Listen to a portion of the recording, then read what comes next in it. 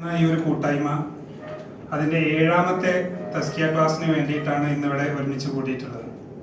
ഒരുപാട് പേര് രജിസ്റ്റർ ചെയ്തിട്ടുണ്ട് ഇന്ന് വരാൻ വേണ്ടിയിട്ട്. ഒരുപാട് പേര് ഇപ്പോഴും വിളിച്ചുകൊണ്ടിരിക്കുകയാണ്. വഴിയിൽ മഴ കാരണം, ഇൻഫോ പാർക്കിന് മുന്നിലുള്ള ബ്ലോക്ക് കാരണം ഇനിയും 10-15 മിനിറ്റും ആവും ഇവിടെ എത്താൻ വേണ്ടിയിട്ട് എന്നുള്ളതിൽ. എന്താണെങ്കിലും അൽഹംദുലില്ലാ നമ്മൾ അള്ളാഹുവിൻ്റെ വജ്ഹ് മാത്രം പ്രതീക്ഷിച്ചുകൊണ്ട് ഇവിടെ നമ്മൾ ഇന്ന് ഒരുമിച്ച് കൂടിയിട്ടുള്ളത് മഹത്തായ ഒരു വിഷയം ചർച്ച ചെയ്യാൻ വേണ്ടിയിട്ടാണ്. ഏറ്റവും തിരക്കുള്ള മേഖലയിൽ, ഇൻഫോ പാർക്കിലും അതിന് ചുറ്റുവട്ടത്തുമുള്ള പ്രൊഫഷണൽ മേഖലകളിൽ വർക്ക് ചെയ്യുന്നവരാണ് നമ്മൾ.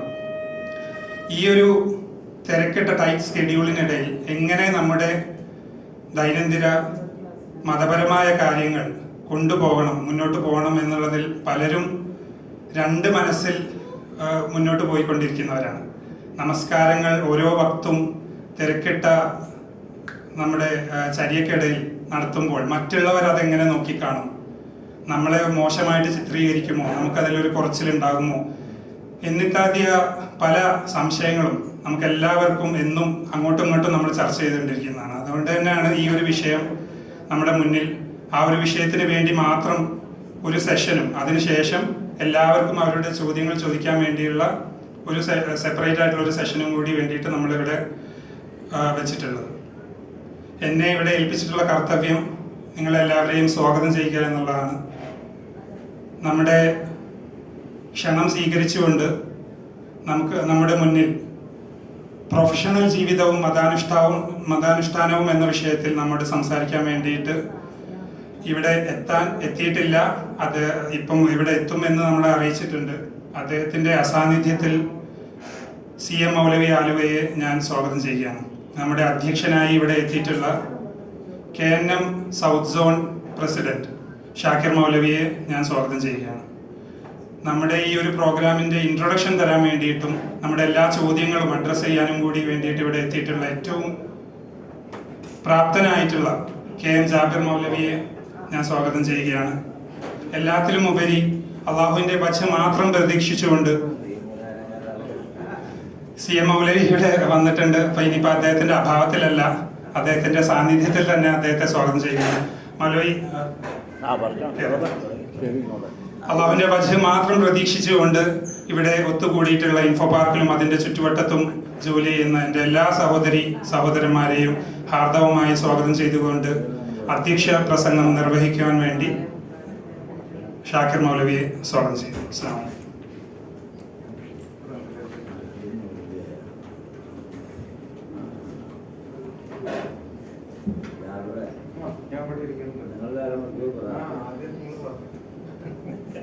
ബിസ്മില്ലാഹിർ റഹ്മാനിർ റഹീം. അൽഹംദുലില്ലാഹി റബ്ബിൽ ആലമീൻ. അസ്സലാത്തു വസ്സലാമു അലാ റസൂലിൽ കരീം വഅലാ ആലിഹി വസഹ്ബിഹി അജ്മഈൻ. ആദരണീയരായ IFIയുടെ പ്രവർത്തകരെ, അനുഭാവികളെ, അസ്സലാമു അലൈക്കും വറഹ്മത്തുള്ളാഹി. നമ്മൾ കഴിഞ്ഞ 3 മാസത്തോളമായി കാക്കനാട് കേന്ദ്രീകരിച്ച് കേരളത്തിൻ്റെ വിവിധ ഭാഗങ്ങളിൽ വന്നു ചേർന്നിട്ടുള്ള മുസ്ലിം സഹോദരങ്ങൾക്കിടയിൽ നമ്മളുടെ ദൗത്യ നിർവഹണത്തിൻ്റെ ഭാഗമായിട്ടുള്ള പരസ്പര ഉപദേശങ്ങളും ദഅവത്തുമൊക്കെ മുൻനിർത്തിക്കൊണ്ടുള്ള ക്ലാസ്സുകളും പ്രഭാഷണങ്ങളുമൊക്കെയായി നമ്മൾ നീങ്ങുകയാണ്.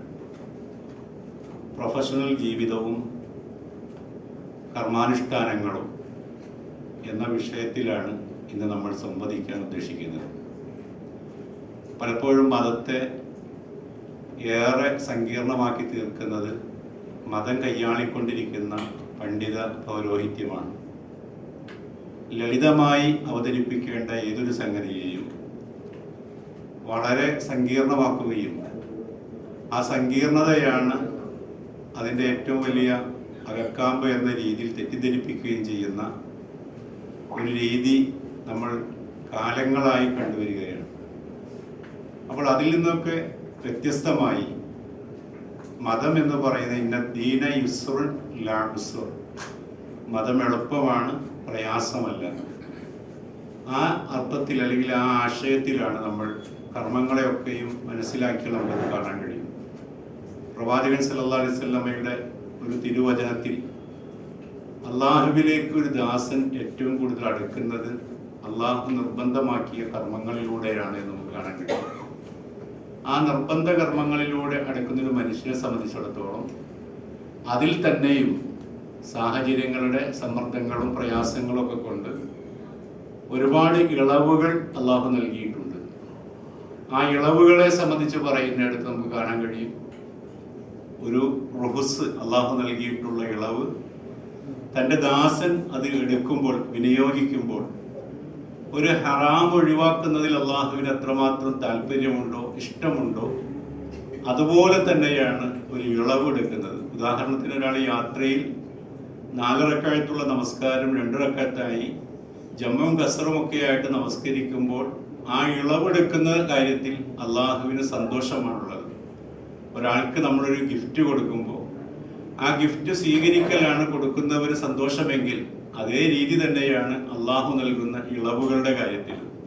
ഈ രീതിയിലൊക്കെ നമ്മൾ നിർവഹിച്ചു കൊണ്ടിരിക്കുന്ന നിർബന്ധ കർമാനുഷ്ഠാനങ്ങളെ സംബന്ധിച്ച് നമുക്ക് കൃത്യമായി മനസ്സിലാക്കുകയും നമ്മുടെ ജീവിതത്തിൽ അത് നിരന്തരമായി ഉൾക്കൊള്ളുകയും ഏത് സാഹചര്യങ്ങളിലും അള്ളാഹു നിർബന്ധമാക്കിയിട്ടുള്ള കർമ്മങ്ങൾ വിട്ടുവീഴ്ച കൂടാതെ കൃത്യമായി നിർവഹിക്കാനും മനസ്സറിഞ്ഞ് നിർവഹിച്ചുകൊണ്ട്, ചിലരൊക്കെ ഏതെങ്കിലും നിലക്കുള്ള ആനുകൂല്യങ്ങൾ സ്വീകരിക്കുമ്പോൾ അവരുടെ മനസ്സിൽ പോലും എന്തോ ഒരു അപരാധം ഞങ്ങൾ ചെയ്യുന്നത് പോലെയാണ് പലപ്പോഴും അനുഭവപ്പെടുന്നത്. അതിൽ നിന്നൊക്കെ വ്യത്യസ്തമായി ഈ ഒരു രീതിയിൽ നമ്മൾ ഇതിനെ കാണേണ്ടതുണ്ട്. ഖുർആനിലെ 30-ാമത്തെ അധ്യായം സൂറ റൂമിലെ 30-ാമത്തെ വചനം, ഫഅഖിം വജ്ഹക ലിദ്ദീനി ഹനീഫ ഫിത്രത്തുല്ലാഹില്ലത്തി ഫത്തറന്നാസ അലൈഹ ലാ തബ്ദീല ലിഖൽഖില്ലാ ദാലിക ദീനുൽ ഖയ്യിം വലാകിന്ന അക്സറന്നാസി ലാ യഅലമൂൻ. നീ നിന്റെ മുഖത്തെ ഋജുവായ നിലയിൽ ദീനിലേക്ക് നീ തിരിച്ചു നിർത്തുക. അള്ളാഹു ഏതൊരു ശുദ്ധമായ പ്രകൃതിയിലാണോ സൃഷ്ടിച്ചിട്ടുള്ളത്, ആ ശുദ്ധമായ പ്രകൃതി തന്നെയാണ് മതപരമായ അനുഷ്ഠാനങ്ങളായി ആദർശമായി നമ്മെ പഠിപ്പിക്കുന്നത്. ഇത് രണ്ടും പരസ്പരം ഏറ്റുമുട്ടുന്ന ഒരവസ്ഥയില്ല എന്ന് മനസ്സിലാക്കിക്കൊണ്ട് തന്നെ ജീവിതത്തെ മതപരമായ അനുഷ്ഠാനങ്ങളോടും ആശയങ്ങളോടും യോജിക്കുന്ന രീതിയിൽ മനസ്സിലാക്കുകയും ജീവിതത്തിൽ അത് അനുവർത്തിക്കുകയും ചെയ്യാൻ നാം ഓരോരുത്തരും ശ്രദ്ധിക്കണമെന്ന് മാത്രം പറഞ്ഞുകൊണ്ട് ഞാൻ എൻ്റെ വാക്കുകൾ ഉപസംഹരിക്കുകയാണ്. ഈ വിഷയത്തെ സംബന്ധിച്ച് ആധികാരികമായി പറയുന്നതിന് വേണ്ടി ഉസ്താദ് CM മൗലവിയെ ആദരപൂർവ്വം ക്ഷണിക്കുന്നു. അസ്സലാമു അലൈക്കും.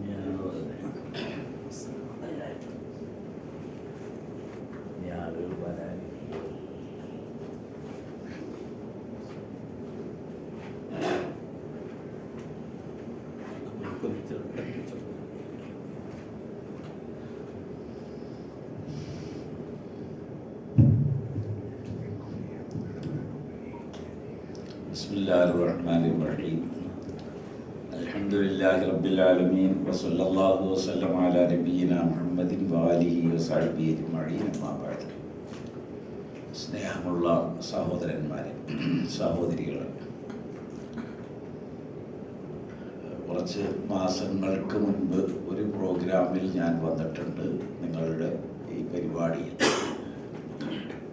ഇത് 2ാമത് തവണയാണ്. ഒരു ആകർഷണീയതയിൽ പറയാവുന്ന ഒരു വിഷയമല്ല ഇത്. മനുഷ്യരെ സംബന്ധിച്ച് അവരുടെ ജീവിതത്തെ ക്രമപ്പെടുത്തുക അല്ലെങ്കിൽ ചിട്ടപ്പെടുത്തുക, അതുമല്ലെങ്കിൽ ജീവിതത്തെ അച്ചടക്കമുള്ളതാക്കി മാറ്റുന്നതിന് പാലിക്കേണ്ട കുറേ നിയമവ്യവസ്ഥകളുണ്ട്. അതാണ് നമ്മുടെ ദീൻ. അപ്പോൾ ഏതൊരു മനുഷ്യനും അദ്ദേഹത്തിൻ്റെ ജീവിതം ക്രമപ്പെടുന്നതിന് ഉൾക്കൊള്ളേണ്ട ചില നിയമവശങ്ങളാണ് നിത്യജീവിതത്തിൽ ഇസ്ലാം പഠിപ്പിക്കുക. അതിന് എവിടെ തുടങ്ങി എവിടെയൊക്കെ പോകണം എന്ന് എനിക്ക് അറിഞ്ഞുകൂടാ. സൂറ അൽ ഇൻഷിറാഹ്, അലം നഷ്റഹ് ലക സദ്റക് വവളഅനാ അൻക വിസ്റക് അല്ലദീ അൻകദ ലഹ്റക്. മുതുക് എല്ലുകളെ പോലും തകർത്ത് കളയാവുന്നത്ര ഭാരം നീ വഹിച്ചിരുന്നു. അത്തരം ഞെരിഞ്ഞമർന്ന ഒരു ജീവിതത്തിൽ നിന്ന് ആശ്വാസം നൽകുന്നതിന് അള്ളാഹു സ്വീകരിച്ച അതിപ്രധാനപ്പെട്ട കാര്യം മനസ്സ് വിപുലമാക്കുകയാണ്, കുറച്ചുകൂടി വിശാലമാക്കി. അപ്പോൾ നിലവിൽ ഏതൊരാളുടെയും മാനസികാവസ്ഥ ഏത് നിലവാരത്തിലുള്ളതാണോ അതിൽ നിന്ന് വിശാലമായാൽ മാത്രമേ ജീവിതം എളുപ്പമാവുകയുള്ളൂ. ജീവിത കർമ്മങ്ങൾ, ജീവിതത്തിലെ മറ്റ് അധ്വാന കാര്യങ്ങൾ ഇതെല്ലാം ലളിതമാകുകയും എളുപ്പമാവുകയും ഭാരമില്ലാതാവുകയും ചെയ്യണമെങ്കിൽ മനസ്സ് കുറച്ചുകൂടി വലുതാകണം. അപ്പം മനസ്സ് വലുതായി കഴിഞ്ഞാൽ അവൻ ഈ ലോകം തന്നെ നിസ്സാരമായി തോന്നും. ഈ സൂറയുടെ വിശദീകരണം ഏറ്റവും അധികം നന്നായി വിവരിച്ച ഒരു ഇമാം ഫഖറുദ്ദീൻ അർ റാസി റളിയല്ലാഹു അൻഹു ആണ്. അദ്ദേഹത്തിൻ്റെ തഫ്സീറുൽ കബീറാണ് ഇത് വളരെ ഭംഗിയായി വിവരിച്ചിട്ടുണ്ട്. അവിടെ നമ്മൾ ഒരു കാര്യം കൂടി കാണുന്നു. ലോകത്തെ ഒറ്റയ്ക്ക് നേരിട്ട ഒരു പ്രവാചകൻ ഇബ്രാഹിം അലൈഹിസ്സലാമാണ്.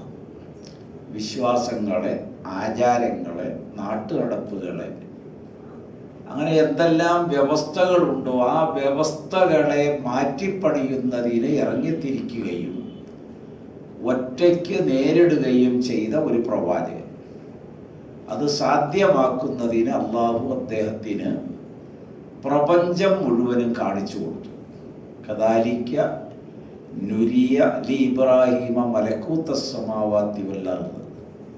പ്രപഞ്ചം മുഴുവൻ അദ്ദേഹത്തിന് ദൃശ്യമാക്കി. അപ്പം അദ്ദേഹത്തിൻ്റെ മനസ്സ് ഈ പ്രപഞ്ചത്തിൻ്റെ അപ്പുറത്തേക്ക് കടക്കുന്നു എന്നർത്ഥം. അപ്പോൾ ഒരു പ്രത്യേകത, ഈ പ്രപഞ്ചത്തിലെ യാതൊന്നും അദ്ദേഹത്തിന് ഭാരമാവുകയില്ല. എപ്പോൾ ഏത് കാര്യം നമുക്ക് ഭാരമാകുന്നു അതിന് വെളിയിൽ കടന്നാൽ മതി. അതാണ് മനസ്സിനെ ഈ രൂപത്തിൽ ചിട്ടപ്പെടുത്തിയത് ഇബ്രാഹിം നബിക്ക്. നബി സല്ലല്ലാഹു അലൈഹി വസല്ലമയുടെ കാലം വന്നു കഴിഞ്ഞപ്പോൾ നബിയെ സംബന്ധിച്ച് ഖുർആൻ പരിചയപ്പെടുത്തിയതാണ് അലം നശ്റഹ് ലക സദ്റക വവളഅനാ അൻക വിസ്റക അല്ലദീ അൻകദ ലഹ്റക.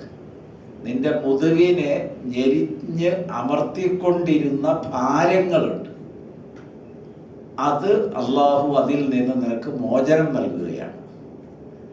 അങ്ങനെ മോചനം നൽകിയ ഏതാണ്ടൊരു ചിത്രം പഠിപ്പിച്ച സൂറ അൻ-നജ്മാണ്. 52-ാമത്തെയോ മറ്റായത് സൂറ.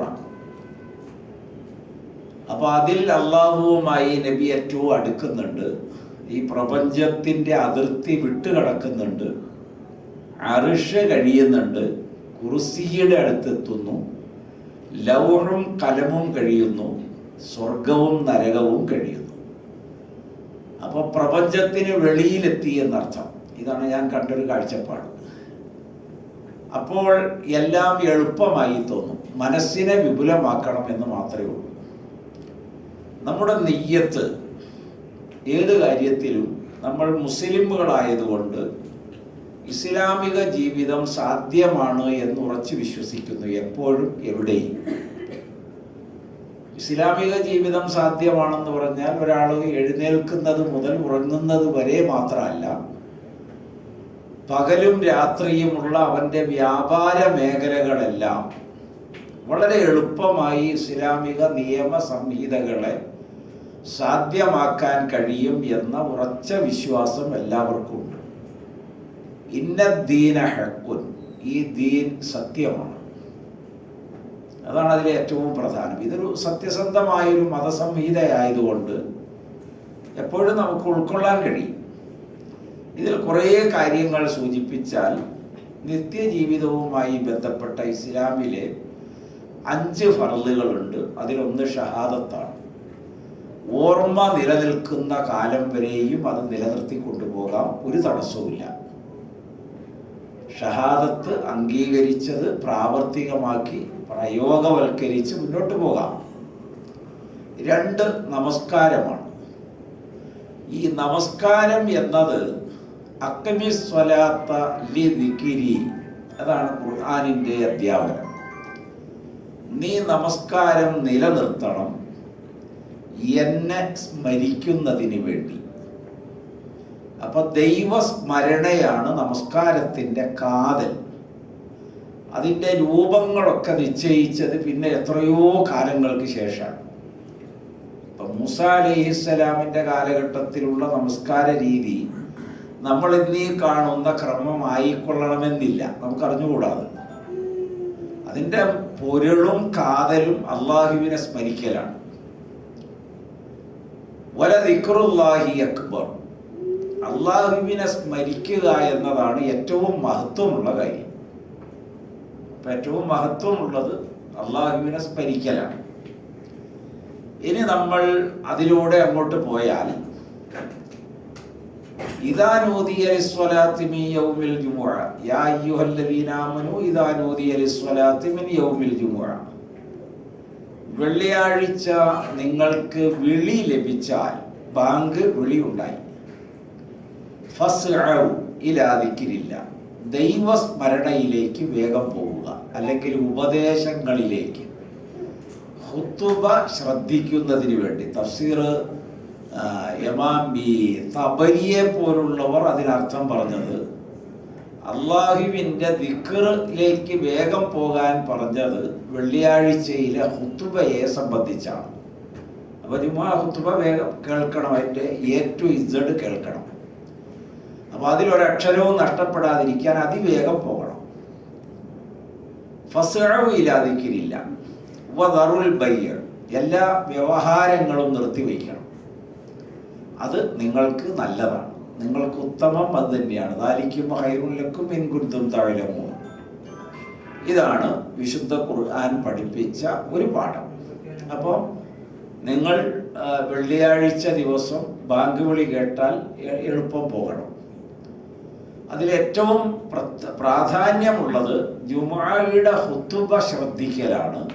അതൊരു പഠനാർഹമായ ഒരു വളരെ ചെറിയ ഒരു ക്ലാസ്സാണ്. അതുകൊണ്ട് നബിയുടെ 500-ലധികം ഖുതുബകൾ സമാഹരിച്ചിട്ടുണ്ട്.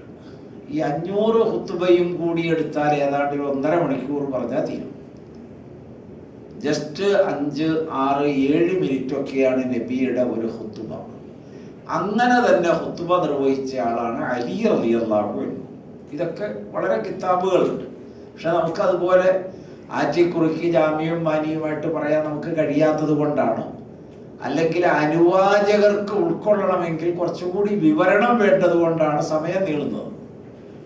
അല്ലെങ്കിൽ 3-4 ആയത്തിന് 2 ഹദീസും പറഞ്ഞാൽ ഖുതുബ തീരും, 5 മിനിറ്റ് മതി.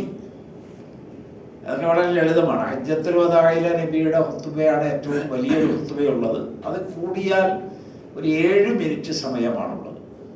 ഇത്രയൊക്കെ ഉള്ളൂ ഖുതുബ. അപ്പം അതല്ല നമ്മുടെ വിഷയം. അപ്പോൾ ജുമുഅ നമുക്ക് സാധ്യമാണ്. രണ്ടാമത്തത് ഫർള് നമസ്കാരമാണ്. ആ നമസ്കാരം വളരെ എളുപ്പമായി നിർവഹിക്കാം. അതിന് നമ്മുടെ മനസ്സ് പാകപ്പെടണം. നമസ്കാരം നിർവഹിക്കുന്നതിന് ശുദ്ധി വേണം. അതിന് വേണ്ടത് എന്താ? വുളൂ ചെയ്യണം. വുളൂഇൻ്റെ ഉപയോഗം വെള്ളം ഉപയോഗിച്ചാണ് നമ്മളത് ചെയ്യുക. വെള്ളം ഉപയോഗിക്കുന്നതിന് തടസ്സമുണ്ടായാലോ, പല നിലയിൽ തടസ്സം ഉണ്ടാകാം. ഒന്ന് വീഴ്ച സംഭവിച്ച് മുട്ടുകൾക്കോ കാലുകൾക്കോ എല്ലുകൾക്കൊക്കെ പൊട്ടലുണ്ടാകാം, ഒടിവുണ്ടാകാം, വച്ച് കെട്ടാം, പ്ലാസ്റ്റർ ഇടാം, അങ്ങനെ പല നിലയിൽ. ഇങ്ങനെയൊക്കെ സംഭവിച്ചാൽ 2 രീതി. ഒന്ന്, ബാക്കി അവയവങ്ങളൊക്കെ കഴുകാം. എവിടെയാണോ പ്ലാസ്റ്റർ അതിൻ്റെ മുകളിൽ കൈകൊണ്ട് തടകിയാൽ മതി. എല്ലാ മദ്ഹബിൻ്റെയും ഇമാമുകളുടെ വീക്ഷണം അതാണ്. ഇപ്പം മദാഹിബുൽ അർബിയൊക്കെ വിവരിക്കുന്നത് അങ്ങനെയാണുള്ളത്. ഇനി അല്ലെങ്കിൽ അതിൻ്റെ പേരിൽ അയാൾക്ക് തയമ്മം ചെയ്യാം. അതാണ് രണ്ടാമത്തെ വശം. അവിടെ വെള്ളം ലഭിക്കുക എന്നൊരു നിബന്ധനയില്ല. ഇത് ഉപയോഗിക്കുന്ന നമസ്കരിക്കേണ്ട വ്യക്തിയുടെ ആവശ്യമാണ് അവിടെ പരിഗണിക്കുന്നത്. അയാൾക്ക് അവിടെ എളുപ്പം തയമ്മം ചെയ്യലാണ്. അതിന് 2 മാർഗത്തിൽ തയമ്മം പഠിപ്പിക്കുന്നു.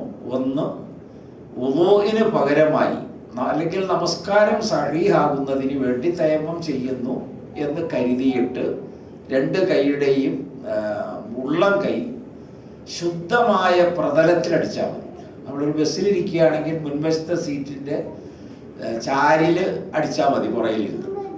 ഫ്ലൈറ്റിലായാലും അത് മതി, ട്രെയിനിലായാലും അത് മതി, കാറിലും ബസ്സിലൊക്കെ അങ്ങനെ ഉപയോഗിക്കാം. നമ്മൾ താമസിക്കുന്ന റൂമിൻ്റെ ഈ ഭിത്തികളിലൊക്കെ അടിക്കാം. ശുദ്ധമായ പ്രതലമായിരിക്കണം, നജസ് ഉണ്ടാകരുത്. തൊട്ട് മുൻപിലിരിക്കുന്നയാളുടെ പുറത്തടിച്ചാലും മതി, അത് ശുദ്ധമായിരിക്കണമെന്ന് മാത്രം. എന്നിട്ട് മുഖം തടകണം, 2 കൈപ്പത്തിയും തടകണം. ഇതാണ് ഒരു രീതി. 2 പ്രാവശ്യം അടിക്കണം. ഒരു പ്രാവശ്യം അടിച്ചത് മുഖം തടകാനും, രണ്ടാമത് അടിച്ചത് വലത് കൈ കൊണ്ട്, ഇടത് കൈ കൊണ്ട് വലത് കൈ അത് കുഴ വരെയുമുള്ള ഭാഗം തടകുന്നതിന് വേണ്ടിയും വലത് കൈ കൊണ്ട് ഇടത് കൈയും തടവുക. ഇങ്ങനെയാണ് തയമ്മം. അപ്പൊ 2 പ്രാവശ്യം അടിക്കണമെന്നാണ് സുനനുകളൊക്കെ ഉദ്ധരിച്ച ഹദീസ്. ഇപ്പൊ ഈ 2 രീതിയിൽ ഏത് ഒരാൾക്ക് ഉപയോഗിക്കാം. അതിനകത്ത് ബലാബലം നോക്കേണ്ടതില്ല. ലളിതമായത് ഏതാണോ അത് അയാൾക്ക് എടുക്കാം. എന്താണ് ഭിന്നാഭിപ്രായങ്ങൾ ഈ വിഷയത്തിൽ ഇമാമുകൾക്കുണ്ടായാൽ ഉള്ള ഗുണം? അത് അനുവാചകർക്ക് എളുപ്പമുള്ളത് എടുക്കുന്നതിന് ഇമാമുകൾ നിമിത്തമാകുന്നു. അപ്പൊ തയമ്മം ചെയ്യുന്നതിന് പ്രത്യേക നിബന്ധനയൊന്നുമില്ല, ആവശ്യമാണ് അവിടുത്തെ വിഷയം. തയമ്മം ചെയ്തു കഴിഞ്ഞാൽ ഒരാൾക്ക് 5 തരത്തിൽ നമസ്കരിക്കുന്നത് അല്ലുണ്ട്.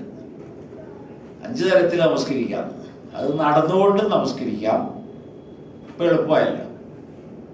ഇരുന്നുകൊണ്ട് നമസ്കരിക്കാം, കൃത്യമായി സമയനിഷ്ഠ പാലിച്ച് അതിനു മുമ്പ് സുന്നത്ത് നിസ്കരിച്ച് കാത്തിരുന്ന് ഇമാമും ജമാഅത്തുമായിട്ട് പിന്തുടർന്ന് നിസ്കരിക്കാം. അതിപ്പോൾ എല്ലാവർക്കും എല്ലാ നേരവും കഴിയുമല്ലോ. എല്ലാവരെ സംബന്ധിച്ച് കൃത്യമായി പള്ളികളിൽ പോയി ഇമാമും ജമാഅത്ത് കാത്തിരുന്ന് നമസ്കരിക്കുക എന്നത് എല്ലാവർക്കും എല്ലാ സമയവും കഴിഞ്ഞുകൊള്ളണമെന്നില്ല. കഴിയുന്ന സമയമൊക്കെ അത് ഏറ്റവും അഫ്ളലാണ്, ശ്രേഷ്ഠമാണ്. പക്ഷേ അതല്ലാത്ത സമയം, ഇപ്പം നമ്മുടെ ഒരു ദ്രുതഗതിയിലുള്ള ജീവിതം ഹൈസ്പീഡിലേക്ക് നീങ്ങിക്കൊണ്ടിരിക്കുന്ന ഒരു കാലം കൂടിയാണ്. അപ്പോൾ സമയം പോരാ. അത്രയധികം ഉദ്യോഗജനകമായ മാനസികാവസ്ഥ ഉൾക്കൊണ്ടുകൊണ്ടാണ് എല്ലാവരും തൊഴിലെടുത്ത് ജീവിക്കുന്നതും വണ്ടി ഓടിക്കുന്നതും ഒക്കെ. അപ്പോൾ അവരെ സംബന്ധിച്ച് അവർക്ക് ഏറ്റവും ലളിതവും എളുപ്പവും ഏതാണോ ആ വഴിയിൽ നമസ്കാരം നിലനിർത്തുക, നിർവഹിക്കുക എന്നതാണ്. അപ്പോൾ വണ്ടിയിലിരുന്ന് ഒരാൾക്ക് നമസ്കരിക്കാം, ഫ്ലൈറ്റിലിരുന്ന് നമസ്കരിക്കാം, കാറിലിരുന്ന് നമസ്കരിക്കാം.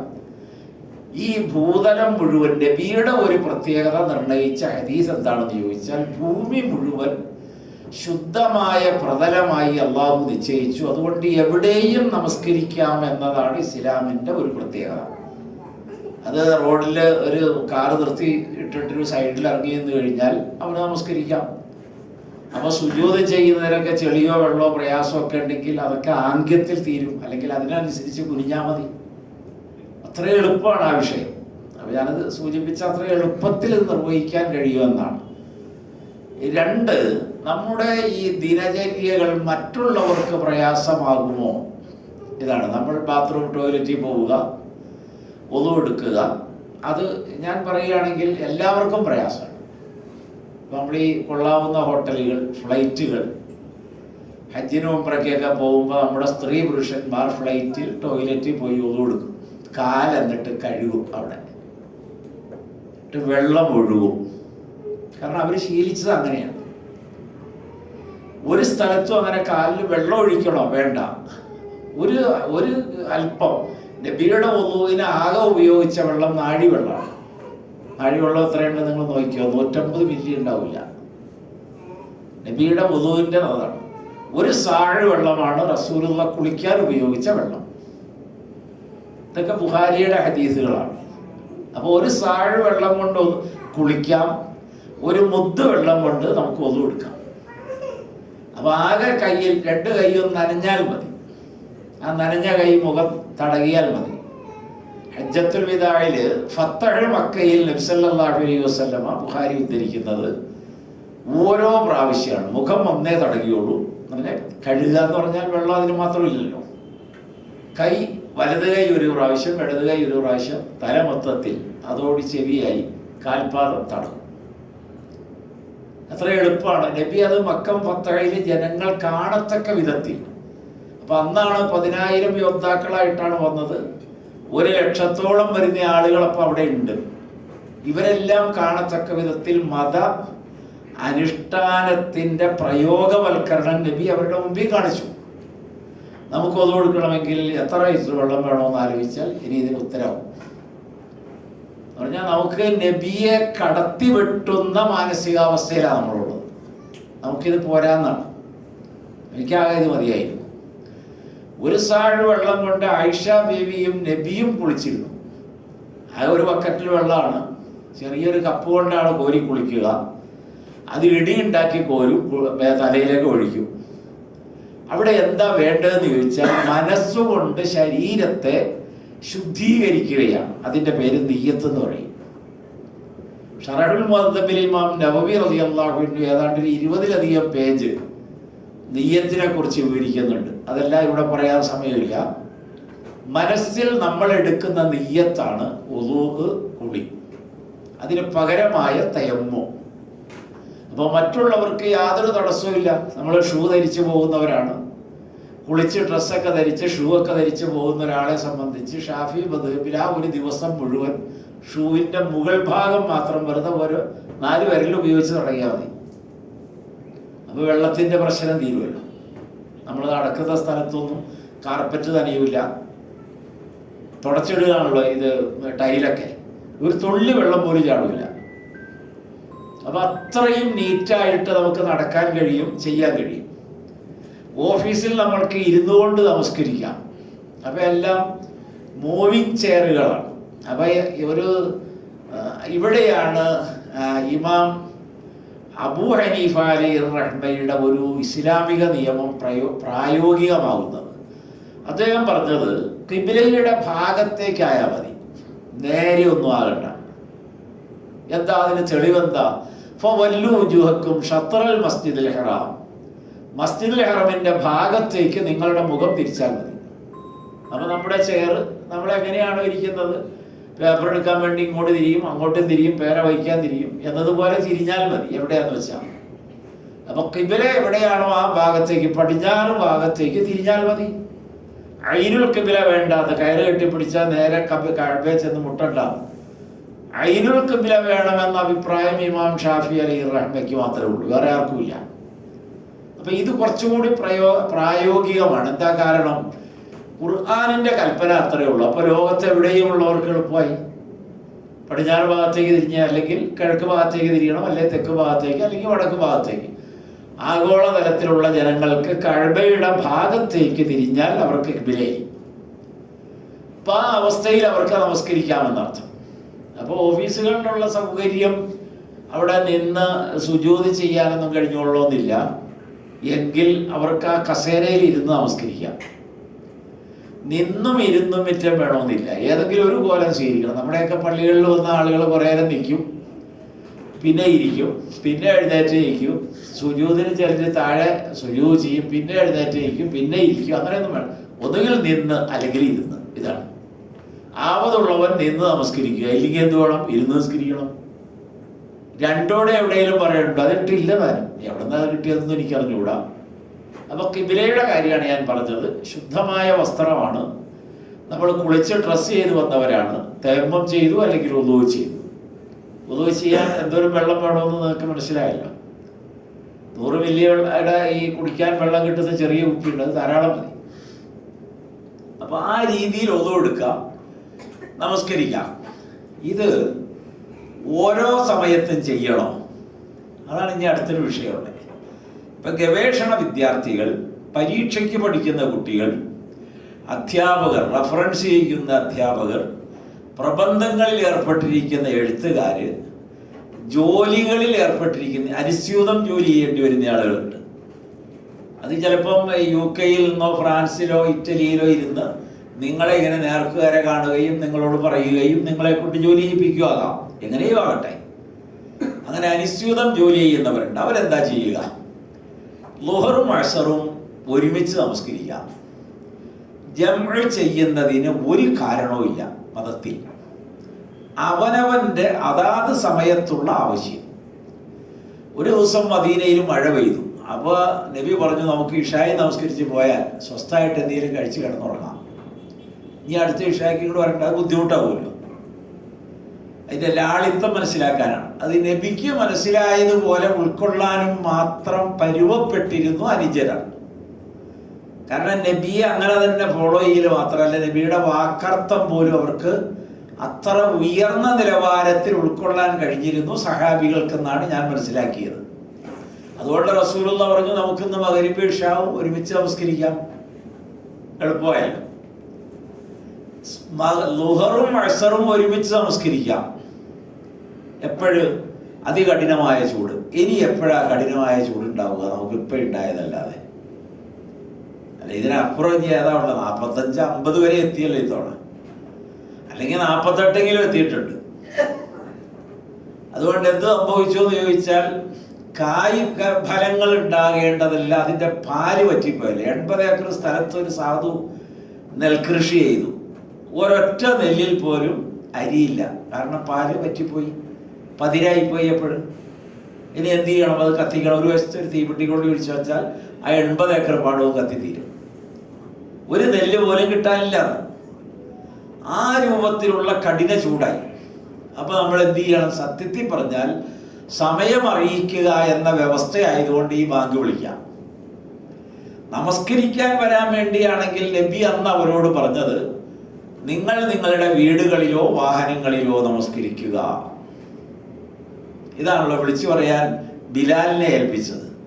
അതികഠിന ചൂടാണ്. അപ്പൊ ആളുകൾ ഈ ചൂടും കൊണ്ട് ഇങ്ങോട്ട് വരണ്ടാന്ന്. ഇത് നമ്മൾ മനസ്സിലാക്കിയവർക്കേ ഇത് ഉൾക്കൊള്ളാൻ കഴിയൂ.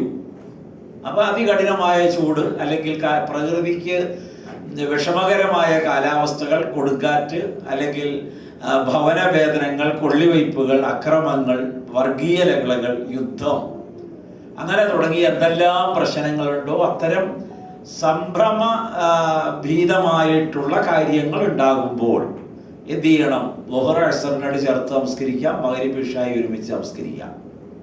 ഇതിന് പ്രത്യേകിച്ച് കാരണമൊന്നും വേണ്ട, അവരവരുടെ ആവശ്യമാണ്. ഒരു ഫംഗ്ഷന് വേണ്ടി ക്ഷണിച്ച് ആളുകളെയൊക്കെ വിളിച്ചു കൂട്ടി, അവർ വരുമ്പോൾ സ്വീകരിച്ച് അവർക്ക് ഭക്ഷണം കൊടുത്ത് അവരെ സൽക്കരിച്ച് അവർ യാത്രയാകുമ്പോൾ കാറിൻ്റെ അടുത്ത് വരെയും പോയി യാത്രയാക്കി നല്ല വാക്ക് പറഞ്ഞു വിടും. ഇപ്പം ഇയാൾക്ക് കൃത്യമായി ഒരു സമയത്ത് നമസ്കരിക്കാൻ കഴിഞ്ഞോളണമെന്നില്ല. അങ്ങനെ ഓടിക്കതച്ച് പോവുകയും വേണ്ട. അയാൾക്ക് ജമ്മ ചെയ്യാം, ഒരുമിച്ച് നമസ്കരിക്കാം. ഒരുമിച്ച് നമസ്കരിക്കുന്നതിന് ഇന്ന നിബന്ധനകൾ എന്ന ഒരു വ്യവസ്ഥ ഇസ്ലാമിലില്ല. വ്യക്തിഗതമാണ് വിഷയം. അവന് ആവശ്യമുണ്ടോ എന്നാൽ ജമ്മ ചെയ്യാം. എന്നാൽ ഖസറിന്റെ കാര്യത്തിൽ ഖുർആൻ വ്യവസ്ഥ ചെയ്തതുകൊണ്ട് എങ്ങനെ വ്യവസ്ഥ ചെയ്തു? ഒന്നുകിൽ യാത്ര, അല്ലെങ്കിൽ യുദ്ധം, അല്ലെങ്കിൽ ഭീതിജനകമായ സാഹചര്യം ചുറ്റുവട്ടങ്ങളിൽ നിൽക്കുക. എത്രത്തോളം എന്ന് ചോദിച്ചാൽ അപ്പൊ കിബില വരി ഒഴിവാക്കേണ്ടി വരും അങ്ങനെ വന്നാൽ. അപ്പൊ വാതിലെവിടെയാണോ വാതിലൊക്കെ അടച്ച് കുറ്റിയിട്ട് മേശയും കസേരയും അമ്മിയും കല്ലൊക്കെ കൊണ്ടുവന്ന് അതിൻ്റെ മുകളിൽ വെച്ച് അതിൻ്റെ നേരെ ഇരുന്നാണ് നമസ്കരിക്കുക. അപ്പൊ ശത്രു വരുന്നുണ്ടോ എന്ന് നോക്കിയിട്ട്. അപ്പൊ വീട്ടിലുള്ള എല്ലാവരും അപ്പൊ നമസ്കരിക്കണ്ട. 2 ആള് നമസ്കരിക്കുമ്പോൾ ബാക്കി 2 ആള് ഒലക്കയും വാക്കത്തിയും അരിവാളൊക്കെ എടുത്ത് കൈ പിടിച്ചുകൊണ്ട് നിൽക്കണം. ഇവര് സലാം വെട്ടി കഴിയുമ്പോൾ ഇവര് അത് ഏറ്റെടുത്തിട്ട് ബാക്കിയുള്ളവർ നമസ്കരിക്കണം. അപ്പൊ കിബിലയും പോയി. നമസ്കരിക്കുക എന്നത് അയാൾ നിലനിർത്തണം എന്നർത്ഥം. അതിന് എളുപ്പമുള്ള വഴി നൽകുന്നു. അതിന് യാതൊരു പ്രയാസവും ഉണ്ടാകാതിരിക്കാൻ എളുപ്പമുള്ള വഴിയാണ് യഥാർത്ഥത്തിൽ ഇസ്ലാം വ്യവസ്ഥ ചെയ്തത്. അതുകൊണ്ടാണ് അങ്ങനെ പറയാൻ കാരണം. ഇപ്പൊ യുദ്ധരംഗത്തുള്ള നമസ്കാരം പറഞ്ഞപ്പോൾ ഒരേ റക്അത്തല്ലേ പറഞ്ഞു.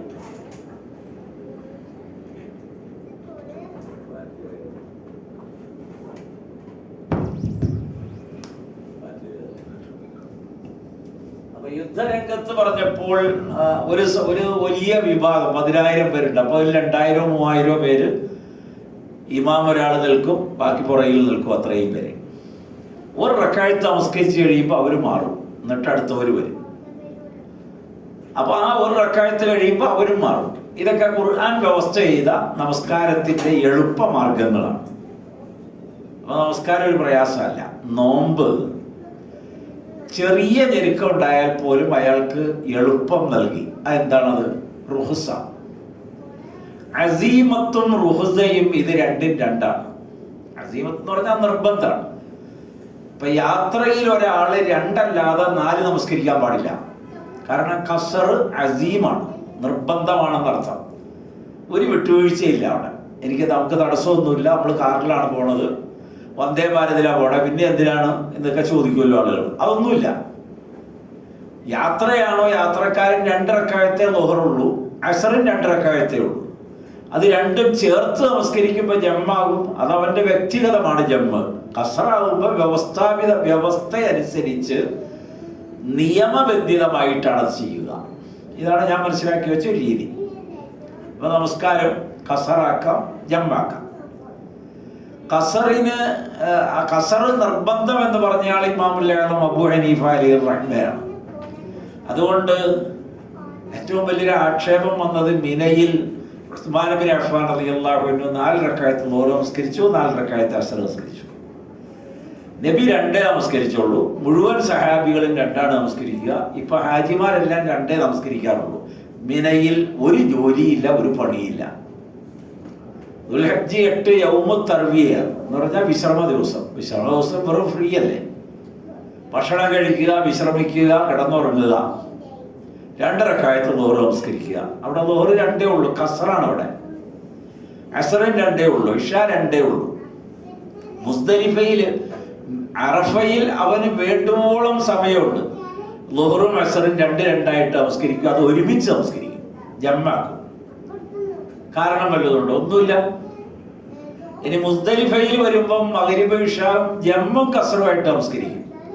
അവിടെ സിംഹഭാഗം മനുഷ്യരും എന്ന് പറഞ്ഞാൽ 10-25 ലക്ഷം ആളുകൾ ഒരുമിച്ച് കൂടുമ്പോൾ എല്ലാവർക്കും വെള്ളമൊന്നും സുലഭമല്ല. അധികം ആളുകളും തേമം ചെയ്യും, എന്നിട്ട് നമസ്കരിക്കും. അപ്പൊ ഈ നമസ്കാരം ഒരു പ്രയാസമല്ല. നോമ്പ് അത്രയും കൂടിയല്ല. നോമ്പിന് അനാരോഗ്യത, രോഗം, യാത്ര, മറ്റെന്തെങ്കിലും കഠിനമായ ഭാരമുള്ള തൊഴിലുകളിൽ ഏർപ്പെടുന്നത്. ഇപ്പോൾ ഷിപ്പ്യാർഡിലൊക്കെ ജോലി ചെയ്യുന്ന ഒരാളെ സംബന്ധിച്ചിടത്തോളം ചിലപ്പോൾ 10, 100, 200, 300 അടി താഴ്ചയിലൊക്കെ വലിയ ബർണറൊക്കെ ഉപയോഗിച്ച് അതിൻ്റെ ചൂടൊന്നും അധികം നേരം സഹിക്കാൻ കഴിയില്ല. അത്തരം ജോലിയിൽ വ്യാപൃതരാകുന്ന ആളുകൾ നോമ്പ് പിടിക്കേണ്ട. ഖുർആൻ ഒറ്റ വാക്കേ പറഞ്ഞുള്ളൂ. അതിലിപ്പോൾ എന്തൊക്കെ മനസ്സിലായെന്ന് എനിക്കറിയില്ല. വഅലല്ലദീന യുത്തീഖൂനഹു, ഒരു ഞെരുക്കം. ഒന്നുകൂടി നമ്മളൊന്ന് ആഞ്ഞി ശ്രമിച്ചാൽ വേണമെങ്കിൽ അങ്ങനെ നോമ്പ് പിടിക്കാം. പക്ഷേ ഖുർആൻ പറഞ്ഞ അങ്ങനെയൊന്നും നീ കഷ്ടപ്പെട്ട് ഇങ്ങനെ വാരി പിടിക്കുകയൊന്നും വേണ്ട. ഫിദിയ കൊടുത്താൽ മതി, ചെറിയൊരു പ്രായശ്ചിത്തം. ഒരാൾക്ക് ഒരു ദിവസത്തെ ഭക്ഷണം. ഒരു ദിവസത്തേക്ക് ഒരാൾക്ക് ഭക്ഷണത്തിന് എത്ര കാശ് വേണം? അത് കൊടുത്താൽ മതി, നോമ്പ് ഒഴിവാക്കാം. അപ്പൊ ആ ഗണത്തിൽ ആരൊക്കെ പെടുമെന്ന് ചോദിച്ചാൽ അവിടെയാണ് ഇമാമുകൾ അവരെയൊക്കെ വിവരിച്ചത്. ഗർഭിണികളായ സ്ത്രീകൾ, ഫീഡിങ് നൽകുന്ന സ്ത്രീകൾ, പ്രസവിച്ച് കിടക്കുന്ന സ്ത്രീകൾ, അവർക്ക് നോമ്പ് തന്നെയില്ല. അപ്പോഴും യാത്ര ചെയ്യുന്ന ആളുകൾ, വൃദ്ധരായ ആളുകൾ, കുട്ടികൾ, ഇവരെയൊക്കെ അതിൽ നിന്ന് ഒഴിവാക്കുന്നു. അപ്പൊ അവരൊന്നും നോമ്പ് എടുക്കേണ്ടതില്ല. സവിസ്തരം ഇതൊക്കെ ഫിഖഹിന്റെ കിതാബുകളിൽ വിവരിച്ചിട്ടുണ്ട്. ഇനി സക്കാത്താണ്. ഇസ്ലാമിലെ ഒരു 3ാമത്തെ ഫർള് എന്ന് പറയുന്നത് സക്കാത്താണ്. അത് എപ്പോഴും 24 മണിക്കൂറും 365 ദിവസവും മുഴുവൻ മനുഷ്യർക്കും സാധ്യമാണ്. നെയ്യത്ത് നന്നായാൽ മതി. നമ്മുടെ മനസ്സ് നല്ലതാണെങ്കിൽ എന്തും, അത് ഇത്ര എന്നൊന്നുമല്ല, ആവശ്യക്കാർ മുൻപിലുണ്ടാകുമ്പോൾ നമ്മൾ അവരെ കാണുന്നു, സഹകരിക്കുന്നു, സഹായിക്കുന്നു, ഒപ്പം നിൽക്കുന്നു. സ്വതക്ക എന്നും സക്കാത്ത് എന്നും പറയും. എളുപ്പം കാര്യം മനസ്സിലാക്കും. വ്യവസ്ഥയും നിബന്ധനയും വരുമ്പോൾ വർഷത്തിലൊരിക്കലോ ശമ്പളം കിട്ടുന്ന ദിവസമോ നമ്മൾ കാവലമെടുക്കുന്ന സന്ദർഭമോ വിളവെടുക്കുന്ന സമയമോ അങ്ങനെ 3 മാസമോ 6 മാസമോ കൂടുമ്പോഴാണുള്ളത്. ഇപ്പൊ വാഴ കൃഷിയൊക്കെ ആണെങ്കിൽ 10 മാസം കഴിഞ്ഞ് 11ാമത്തെ മാസം വിളവെടുപ്പുണ്ടാവുള്ളൂ. അങ്ങനെ ഒരു നിയമബന്ധിതമായി നിർവഹിക്കുന്ന ദാനധർമ്മം സക്കാത്തായി. മറിച്ച് രാപകൽ വ്യത്യാസമില്ലാതെ ആവശ്യക്കാര് നമ്മോടൊപ്പം ഉണ്ടാകുമ്പോൾ നിർവഹിക്കുന്നതിന്റെ പേര് സ്വതക്ക എന്നുമാണ്. നമ്മൾ വ്യത്യാസം ഇതേ ഉള്ളൂ. ആവശ്യക്കാർ നമ്മോടൊപ്പം ജീവിക്കുമ്പോൾ നമ്മുടെ മേൽ ഫർളായി. മറ്റത് ആവശ്യക്കാരുണ്ടാകട്ടെ ഇല്ലാതിരിക്കട്ടെ, നിയമബന്ധിതമായി വിളവെടുക്കുന്ന, ശമ്പളം കിട്ടുന്ന, PF കിട്ടുന്ന എന്തൊക്കെയാണോ ഉള്ളത് അത് കിട്ടുമ്പോൾ അതിൻ്റെ 2.5% മാറ്റണം. അതിപ്പോൾ അവിടെ ആവശ്യക്കാർ വേണമെന്നില്ല. അപ്പൊ ഈ മിസറിൽ ആവശ്യക്കാരില്ല, അപ്പൊ അലക്സാണ്ട്രിയയിലേക്ക് ആയിക്കൂടെ ആകാം. എന്താ, നമ്മുടെ ചുറ്റുവട്ടത്തിൽ ആവശ്യക്കാരാരുമില്ല. അപ്പൊ തൊട്ടടുത്ത ജില്ലയിലുണ്ട്, അപ്പൊ അവിടെ കൊടുക്കുക. അങ്ങനെയാണ് ഉത്തരേന്ത്യയിലേക്കൊക്കെ മുസ്ലിമുകൾ അവരുടെ സക്കാത്തിന്റെ സദക്കയുടെ ഒക്കെ വിഹിതം വലിയ അളവിൽ ശേഖരിച്ചിട്ട് അത് വിനിമയം ചെയ്ത് വലിയ വലിയ പ്രോജക്റ്റുകളൊക്കെ അവിടെ ഉണ്ടാക്കുന്നത് അങ്ങനെയാണ്. അതാണ് ഇതിന്റെ നിയമം, ഇസ്ലാമിക നിയമം. ഇനി ഹജ്ജാണ്. ഹജ്ജ് കഴിയുന്നവർ മാത്രം ചെയ്താൽ മതി. അപ്പൊ അതിൻ്റെ മേൽ യാതൊരു ആശ്വാസവും, വലിയ ആശ്വാസമായി, യാതൊരുവിധ കമ്പലും ചെയ്യുന്നില്ല ആരെയും. ഞാൻ ഇത്രയും സൂചിപ്പിച്ചത് ഇന്ന ദീന യുസ്റുൻ ലാ ഉസ്റുൻ. നബി പ്രബോധകരെ അയച്ചപ്പോൾ പറഞ്ഞൊരു വാക്കുണ്ട്. 2 പേരെ നിയോഗിച്ചപ്പോൾ ഇതുകൂടി പറഞ്ഞ് നമ്മൾ അവസാനിപ്പിക്കും. പ്രബോധകരെ അയച്ചപ്പോൾ നബി സല്ലല്ലാഹു അലൈഹി വസല്ലം പറഞ്ഞത് യസ്സിറ, എല്ലാം എളുപ്പമാക്കുക നിങ്ങൾ. വലാ തുഅസ്സിറ, പ്രയാസം ഉണ്ടാക്കരുത്. ബഷീറ, നിങ്ങൾ സന്തോഷം അറിയിക്കണം. എപ്പോഴും ഒരു പ്ലസന്റ് മൈൻഡ് ആയിരിക്കണം ആളുകൾക്ക്. എന്ത് ചോദിച്ചാലും അതിന്റെ ഉത്തരം അവർക്ക് സന്തോഷമായിരിക്കണം. ഇസ്ലാമിനെ കുറിച്ചുള്ള ഏതൊരു അന്വേഷണത്തിന്റെയും ഉത്തരം അവർക്കൊരു പ്രചോദനമായിരിക്കണം. ഒരു മടുപ്പ് തോന്നരുത്, അവർക്ക് വിഷമവും തോന്നരുത്. ഒലാത്തുനഫിറ, ആരെയും അകത്തിക്കളയരുത്. വലിയ ഭാരമാണിത് എന്ന് തോന്നരുത്. അതുകൊണ്ട് നിങ്ങൾ എളുപ്പമാക്കി കൊടുക്കണം, എല്ലാം എളുപ്പമായിരിക്കണം. മഗ്‌രിബ് നമസ്കാരത്തിൽ കൂടുതൽ സമയം ആയത്തുകൾ ഓതിയപ്പോൾ നബി കോപിക്കുക മാത്രമല്ല, കയർത്ത് സംസാരിച്ചു. വൃദ്ധരുണ്ട്, പണി കഴിഞ്ഞ് വന്ന കൂലിപ്പണിക്കാരുണ്ട്, പോയിട്ട് 100 ആവശ്യമുള്ളവരുണ്ട്. അപ്പൊ നിങ്ങൾക്ക് പണിയൊന്നുമില്ല, കാരണം ശമ്പളം കിട്ടും നിസ്കരിച്ച പള്ളിയിലിരിക്കണ ഇമാമിന്. അയാൾക്ക് എത്രയോ ഓതാലോ. നബി അയാൾ ഒരുപാട് ശാസിച്ചു, സഹാബികളെ തന്നെയാണ്. അതുകൊണ്ട് ഏറ്റവും ചെറിയ സൂറത്ത് ഓതണം. 3 ആയത്ത് അല്ലെങ്കിൽ 4 ആയത്ത് അല്ലെങ്കിൽ 5 ആയത്ത് ഇത് മതിയല്ലോ. ഇപ്പൊ അറബിലൊക്കെ നിങ്ങൾക്ക് കാണാം, ഇന്നാഴ്ത്തതിനാക്കൽ കൗസറൊക്കെ ജുമഅക്ക് ഓതുക. ചിലപ്പോഴും നമ്മുടെ നാട്ടിലൊക്കെ ഓതിയ ഇമാമിനെ അപ്പം പിരിച്ചു കൊടുക്കും. ശരിയല്ലേ? നിങ്ങൾ ആലോചിച്ച് നോക്കിക്കോളാം. അവിടെ വെയിലത്താ നിൽക്കുന്നത് ജനലക്ഷങ്ങൾ മുഴുവൻ. അതിൽ 60% സ്ത്രീകളുടെ കയ്യിലും കുഞ്ഞു കുട്ടികൾ. അതിങ്ങനെ നിലവിളിച്ചോണ്ടിരിക്കും. അപ്പൊ ഓതിക്കൊണ്ടിരിക്കണോ, വേഗം നിസ്കാരം കഴിയണം. അതാണ് ഇസ്ലാമിക വ്യവസ്ഥ. അപ്പൊ ഞാൻ പറഞ്ഞത് അത്ര എളുപ്പമായിരിക്കണം എല്ലാം. ഒരു പ്രയാസവും അത് അനുഷ്ഠിക്കുന്ന ഒരാൾക്ക് ഉണ്ടാകരുത്. അതിന് അയാളുടെ മനസ്സ് വിപുലമായാൽ മതി, വിശാലമായാൽ മതി. അയാളുടെ മനസ്സ് വലുതാകും തോറും ജീവിതത്തിലെ എല്ലാ കാര്യവും ഭാരമില്ലാതാകും. അപ്പോൾ വളരെ ലളിതമായിട്ട് ജീവിക്കാൻ കഴിയും, അള്ളാഹുവിലേക്ക് അടുക്കാൻ കഴിയും എന്നാണ് എനിക്ക് തോന്നുന്നത്. അള്ളാഹു നാം ഓരോരുത്തരെയും അനുഗ്രഹിക്കുമാറാകട്ടെ. നമ്മുടെ മാതാപിതാക്കൾ, ഗുരുവര്യന്മാർ, കുടുംബാദികൾ, അള്ളാഹു അവരെ തൃപ്തിപ്പെടുമാറാകട്ടെ. റബ്ബനാ ആതിനാ ഫിദ്ദുനിയാ ഹസന വഫിൽ ആഖിറതി ഹസനതൻ വഖിനാ അദാബന്നാർ. സ്വല്ലല്ലാഹു വസല്ലമ അലാ നബിയിനാ മുഹമ്മദിൻ വആലിഹി വസഹ്ബിഹി അജ്മഈൻ വൽഹംദുലില്ലാഹി റബ്ബിൽ ആലമീൻ. ഇന്ന് ഇടവ 1 ആയിരുന്നു. അപ്പോൾ അതുകൊണ്ട് നല്ല മഴയുണ്ടായി. മഴയുണ്ടായില്ല എല്ലാവർക്കും. ഇത്രയും സന്തോഷമുള്ളൊരു ദിവസം വേറെയില്ല. ചൂടും ഒന്നുമില്ല, ഉഷ്ണവും ഇല്ല, അസ്വസ്ഥതയില്ല.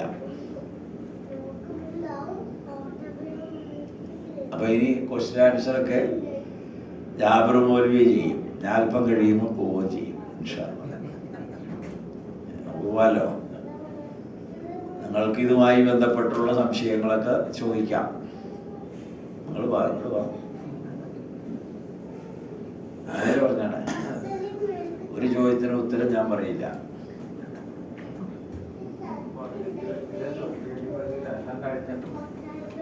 ഇത് വളരെ എളുപ്പമാണ്.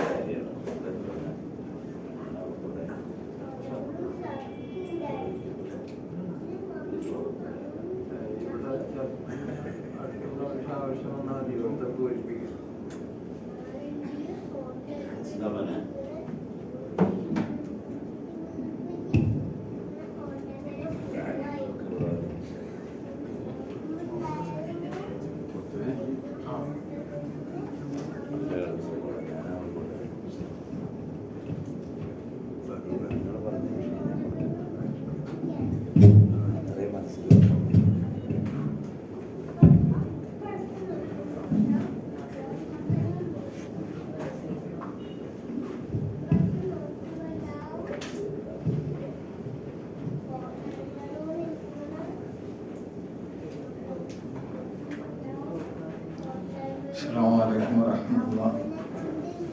അൽഹംദുലില്ലാഹി വസ്സലാത്തു വസ്സലാമു അലാ റസൂലില്ലാഹി വഅലാ ആലിഹി വസഹ്ബിഹി അജ്മഈൻ.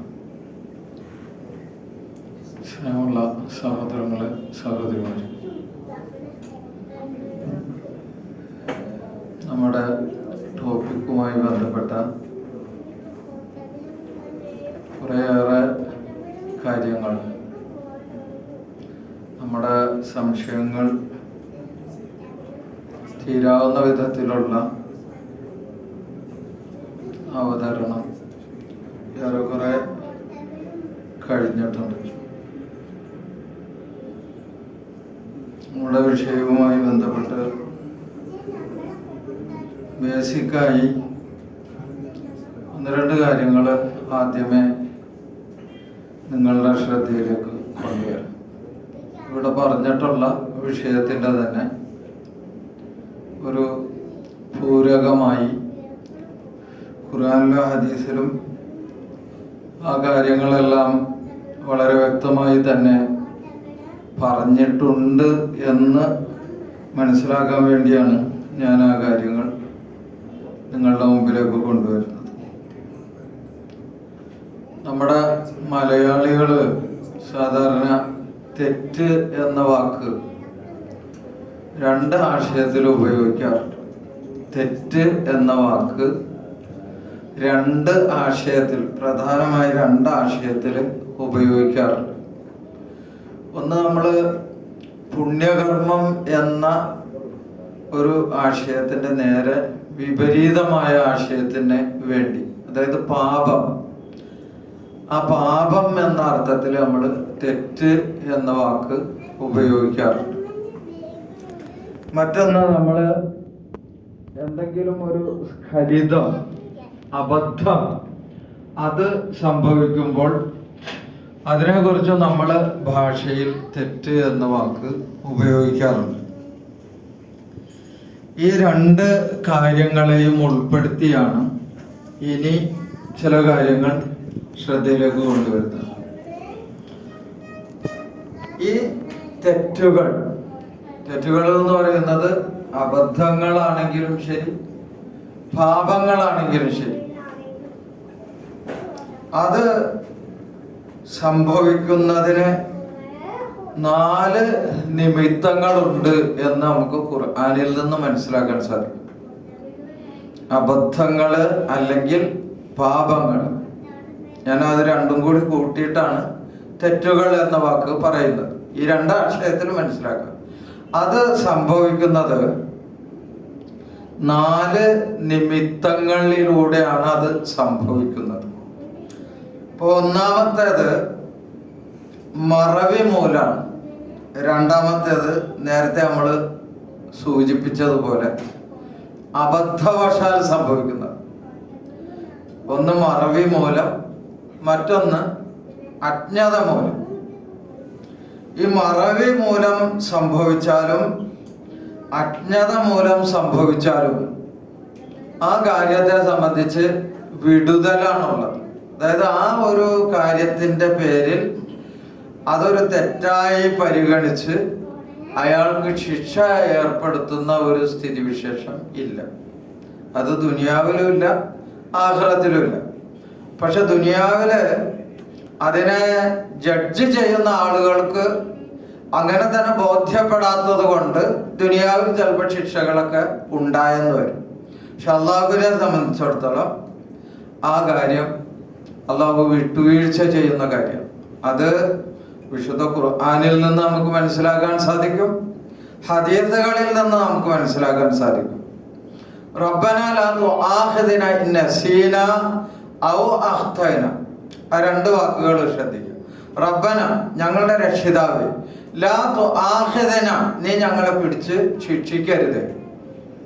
ഇൻ നസീനാ, ഞങ്ങൾ മറന്ന് എന്തെങ്കിലുമൊക്കെ തെറ്റുകളോ പാപങ്ങളോ ചെയ്താൽ അതിന്റെ പേരിൽ അല്ലാഹുവേ നീ ഞങ്ങളെ പിടികൂടി ശിക്ഷിക്കരുത്. ഔ അഖ്തഅനാ, അല്ലെങ്കിൽ ഞങ്ങളുടെ അജ്ഞത മൂലം, ഞങ്ങളുടെ അബദ്ധം മൂലം അങ്ങനെ ഞങ്ങളിൽ നിന്ന് എന്തെങ്കിലും വന്നുപോയാൽ അതിൻ്റെ പേരിൽ നീ പിടികൂടി ശിക്ഷിക്കരുത് എന്ന് നമ്മൾ പ്രാർത്ഥിക്കുകയാണ്. ഈ പ്രാർത്ഥന റസൂൽ സല്ലല്ലാഹു അലൈഹി വസല്ലമക്ക് ആയത്തുകളിലൂടെ തന്നെ പഠിപ്പിച്ചതാണ്. അപ്പൊ ആ പ്രാർത്ഥന സത്യവിശ്വാസികൾ എപ്പോഴും പ്രാർത്ഥിക്കുന്നു. ഖുർആനിൽ പറഞ്ഞിട്ടുള്ള മാതൃകാപരമായ പ്രാർത്ഥനകളിൽ ഒരു പ്രാർത്ഥനയാണത്. അള്ളാഹുവിന്റെ പ്രവാചകൻ സല്ലല്ലാഹു അലൈഹി വസല്ലം ഇതിൻ്റെയൊക്കെ വിശദീകരണമായി പറഞ്ഞ ഹദീസുകൾ നമുക്ക് കാണാൻ സാധിക്കും. ഇന്നല്ലാഹ ഖദ് തജാവസ അൻ ഉമ്മത്തി അൽ ഖതഅ വന്നിസ്യാന വമസ്തുക്രിഹു അലൈഹി. അള്ളാഹു എൻ്റെ ഉമ്മത്തിന് ആ ഉമ്മത്തിൽ നിന്ന് സംഭവിക്കുന്ന സ്ഖലിതങ്ങളായ കാര്യങ്ങൾ, അബദ്ധങ്ങളായ കാര്യങ്ങൾ, അല്ലെങ്കിൽ അജ്ഞത കൊണ്ട് ഉണ്ടായിത്തീർന്നിട്ടുള്ള കാര്യങ്ങൾ, വന്നിസ്യാന മറവി കൊണ്ട് സംഭവിക്കുന്ന കാര്യങ്ങൾ, വമസ്തുക്രിഹു അലൈഹി നിർബന്ധിതനായി ചെയ്യേണ്ടി വരുന്ന കാര്യങ്ങൾ, ഇതെല്ലാം അള്ളാഹു മാപ്പാക്കി കൊടുത്തിരിക്കുന്നു, വിട്ടുവീഴ്ച ചെയ്തിരിക്കുന്നു എന്ന് അള്ളാഹുവിന്റെ പ്രവാചകൻ സല്ലല്ലാഹു അലൈഹി വസല്ലം പറഞ്ഞു. ഇത് ഇബ്നു മാജ, നസായി ഒക്കെ റിപ്പോർട്ട് ചെയ്തിട്ടുള്ള ഹദീസാണ്. അപ്പൊ ഞാൻ ആ ആദ്യ ഭാഗം നിങ്ങളുടെ ശ്രദ്ധയിലേക്ക് കൊണ്ടുവരുന്നു. നമ്മളിൽ നിന്ന് ഒരു അബദ്ധം സംഭവിക്കുന്നത് അല്ലെങ്കിൽ ഒരു പാപം സംഭവിക്കുന്നത് ഒന്ന് നമ്മുടെ അജ്ഞത മൂലമാകാം, അതുമല്ലെങ്കിൽ നമ്മുടെ മറവി മൂലമാകാം. മറ്റൊന്ന് വിശുദ്ധ ഖുർആനിൽ പറയുന്നത് നിർബന്ധിതമായ ഒരു സാഹചര്യത്തിൽ അങ്ങനെ ചെയ്യേണ്ടി വന്നേക്കാം. അപ്പൊ അതിന്റെ മോട്ടീവ് എന്താണെന്ന് ചോദിച്ചാല് അത് ഡെലിബറേറ്റില് ഒരു നിയമലംഘനമല്ല. ഞാൻ ആ ഒരു പാപമായി കാണുന്ന ഒരു കാര്യം, അതായത് മതം പാപമായി കാണുന്ന കാര്യം അല്ലെങ്കിൽ അബദ്ധമായി കാണുന്ന ഒരു കാര്യം, അതൊരാള് സ്വമേധയ അയാളുടെ മനഃപൂർവ്വം അയാൾ ചെയ്യുന്ന ഒരു കാര്യം അല്ലാതെ അയാൾക്ക് സാഹചര്യം കൊണ്ടുള്ള നിർബന്ധിതമായ അവസ്ഥ വരുമ്പോൾ ആ അവസ്ഥയിൽ അയാൾ ചെയ്യും. ഞാൻ വിശുദ്ധ ഖുർആനിൽ നിന്ന് ചില ആയത്തുകളുടെ ഇതുമായി ബന്ധപ്പെട്ട ഭാഗങ്ങൾ ശ്രദ്ധയിൽപ്പെടുത്താം. അള്ളാഹു പറയുന്നു ഇന്നമാ ഹറമ അലൈക്കുമൽ മൈത്ത, അങ്ങനെ പറഞ്ഞ് ആരംഭിക്കുന്ന ആയത്തുണ്ട്. ഹുരിമത അലൈക്കുമൽ മൈത്തത്തു വദ്ദമു എന്ന് പറഞ്ഞ് ആരംഭിക്കുന്ന ആയത്തുണ്ട്. ആ ആയത്തിലൊക്കെ അള്ളാഹു നിങ്ങൾക്ക് ശവം നിഷിദ്ധമാക്കിയിരിക്കുന്നു, അതേപോലെ തന്നെ രക്തം നിഷിദ്ധമാക്കിയിരിക്കുന്നു, പന്നിയുടെ മാംസം നിഷിദ്ധമാക്കിയിരിക്കുന്നു, അതേപോലെ അള്ളാഹു അല്ലാത്തവർക്ക് വേണ്ടി പ്രഖ്യാപിക്കപ്പെട്ടത് അത് നിങ്ങൾക്ക് നിരോധിച്ചിരിക്കുന്നു. അങ്ങനെ നിഷിദ്ധമായ ഭക്ഷണത്തിന്റെ കാര്യങ്ങൾ അള്ളാഹു പറഞ്ഞ സന്ദർഭത്തിൽ പിന്നീട് പറഞ്ഞത്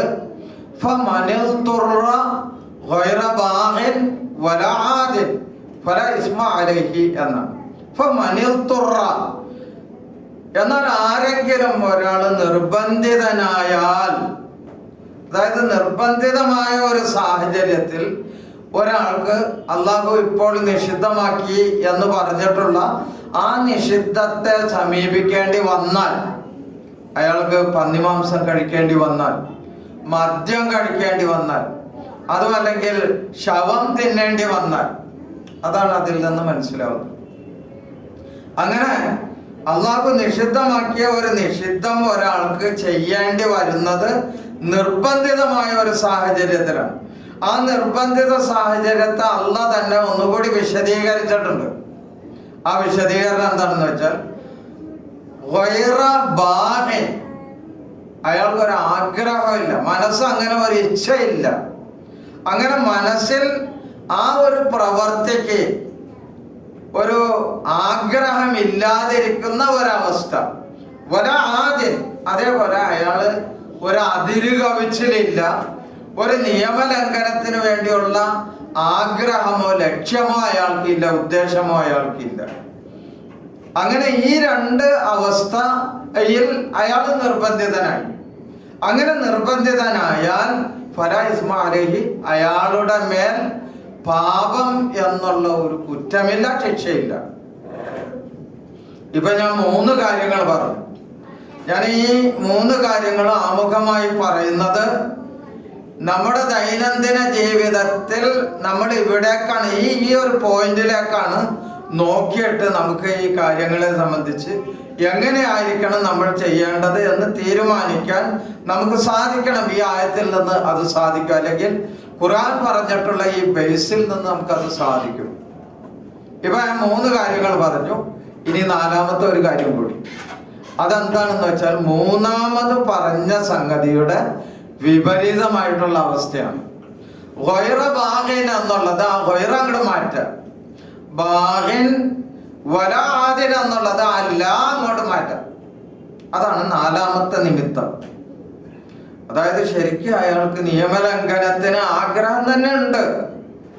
അള്ളാഹു അത് നിഷിദ്ധമാക്കിയതാണ്. പക്ഷെ ആ നിഷിദ്ധം എന്ന് പറഞ്ഞാൽ ഇപ്പോൾ നമ്മുടെ ദുനിയാവിലെ കാര്യം നടക്കൂല.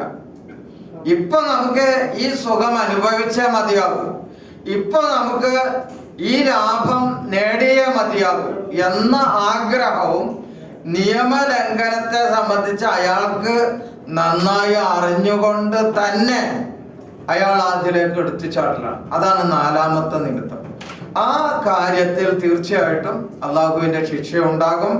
അയാൾ ആത്മാർത്ഥമായി പശ്ചാത്തപിച്ചു മടങ്ങിയാൽ അള്ളാഹു ആ പാപം പുറത്തു കൊടുക്കും, വിട്ടുവീഴ്ച ചെയ്യും, അയാൾക്ക് അതിൽ ശിക്ഷയുണ്ടാക്കി. ഇപ്പൊ ഞാൻ നിങ്ങളുടെ മുമ്പിൽ നമ്മളൊരു പ്രവൃത്തി, നമസ്കാരം, ആ നമസ്കാരത്തിൽ തന്നെ അബദ്ധങ്ങൾ ഉണ്ടാകാം. നമസ്കാരം നിർവഹിക്കാതെ വന്നാൽ അതൊരു പാപമായി വരും. അതല്ലെങ്കിൽ മദ്യപാനം, അതേപോലെയുള്ള പല കാര്യങ്ങളും. അപ്പോൾ വിധികളായിട്ടുള്ള കാര്യങ്ങളുണ്ട്, നിഷിദ്ധമാക്കിയിട്ടുള്ള കാര്യങ്ങളുണ്ട്. വിധികളായിട്ടുള്ള കാര്യങ്ങളിൽ അഥവാ നിർബന്ധമായി വിധിക്കപ്പെട്ടിട്ടുള്ള കാര്യങ്ങൾ ഉപേക്ഷിച്ചാൽ അവിടെ പാപം വരുന്നുണ്ട്. നിഷിദ്ധമാക്കിയ കാര്യങ്ങൾ അനുഷ്ഠിച്ചാൽ അല്ലെങ്കിൽ അത് പ്രവർത്തിച്ചാൽ അവിടെ പാപം വരുന്നുണ്ട്. അപ്പൊ ഈ പാപങ്ങൾ, എല്ലാ പാപങ്ങളെയും നിങ്ങൾ ഇനി ഇവിടേക്ക് കൊണ്ടുവരിക, ഈ ബേസിലേക്ക് കൊണ്ടുവരിക. ഈ ബേസിക് ആയിട്ടുള്ള കാര്യം എന്താണെന്ന് വെച്ചാൽ ഇത് നമ്മിൽ നിന്ന് സംഭവിക്കുന്നത്. ഉദാഹരണത്തിന് ഒരാൾ മദ്യപിക്കുന്നു, അയാൾ മദ്യപിക്കുന്നത് മറവി നിമിത്തമാകാം. ആണോ അല്ല എന്നുള്ളത് വേറെ കാര്യം. നമുക്ക് ഇപ്പോൾ തന്നെ വിചാരണയിലൂടെ ആ കാര്യം തീരുമാനിക്കാൻ സാധിക്കും. അതല്ലെങ്കിൽ അയാൾക്ക് മദ്യപിക്കാൻ പാടില്ല എന്ന ഒരു നിയമം അറിയാതെ അയാൾ മദ്യപിച്ചു പോയി. അങ്ങനെ ഒരവസ്ഥയുണ്ടോ ഇല്ലയോ?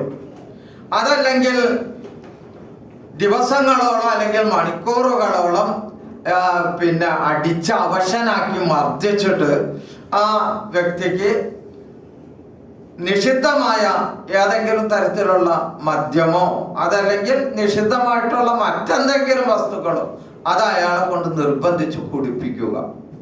അപ്പൊ അവിടെയൊക്കെ അയാള് മനസ്സില്ലാ മനസ്സോടെയാണ് അങ്ങനെ ചെയ്യേണ്ടി വരുന്നത്. ഇതൊരു നിർബന്ധിത സാഹചര്യമാണ്.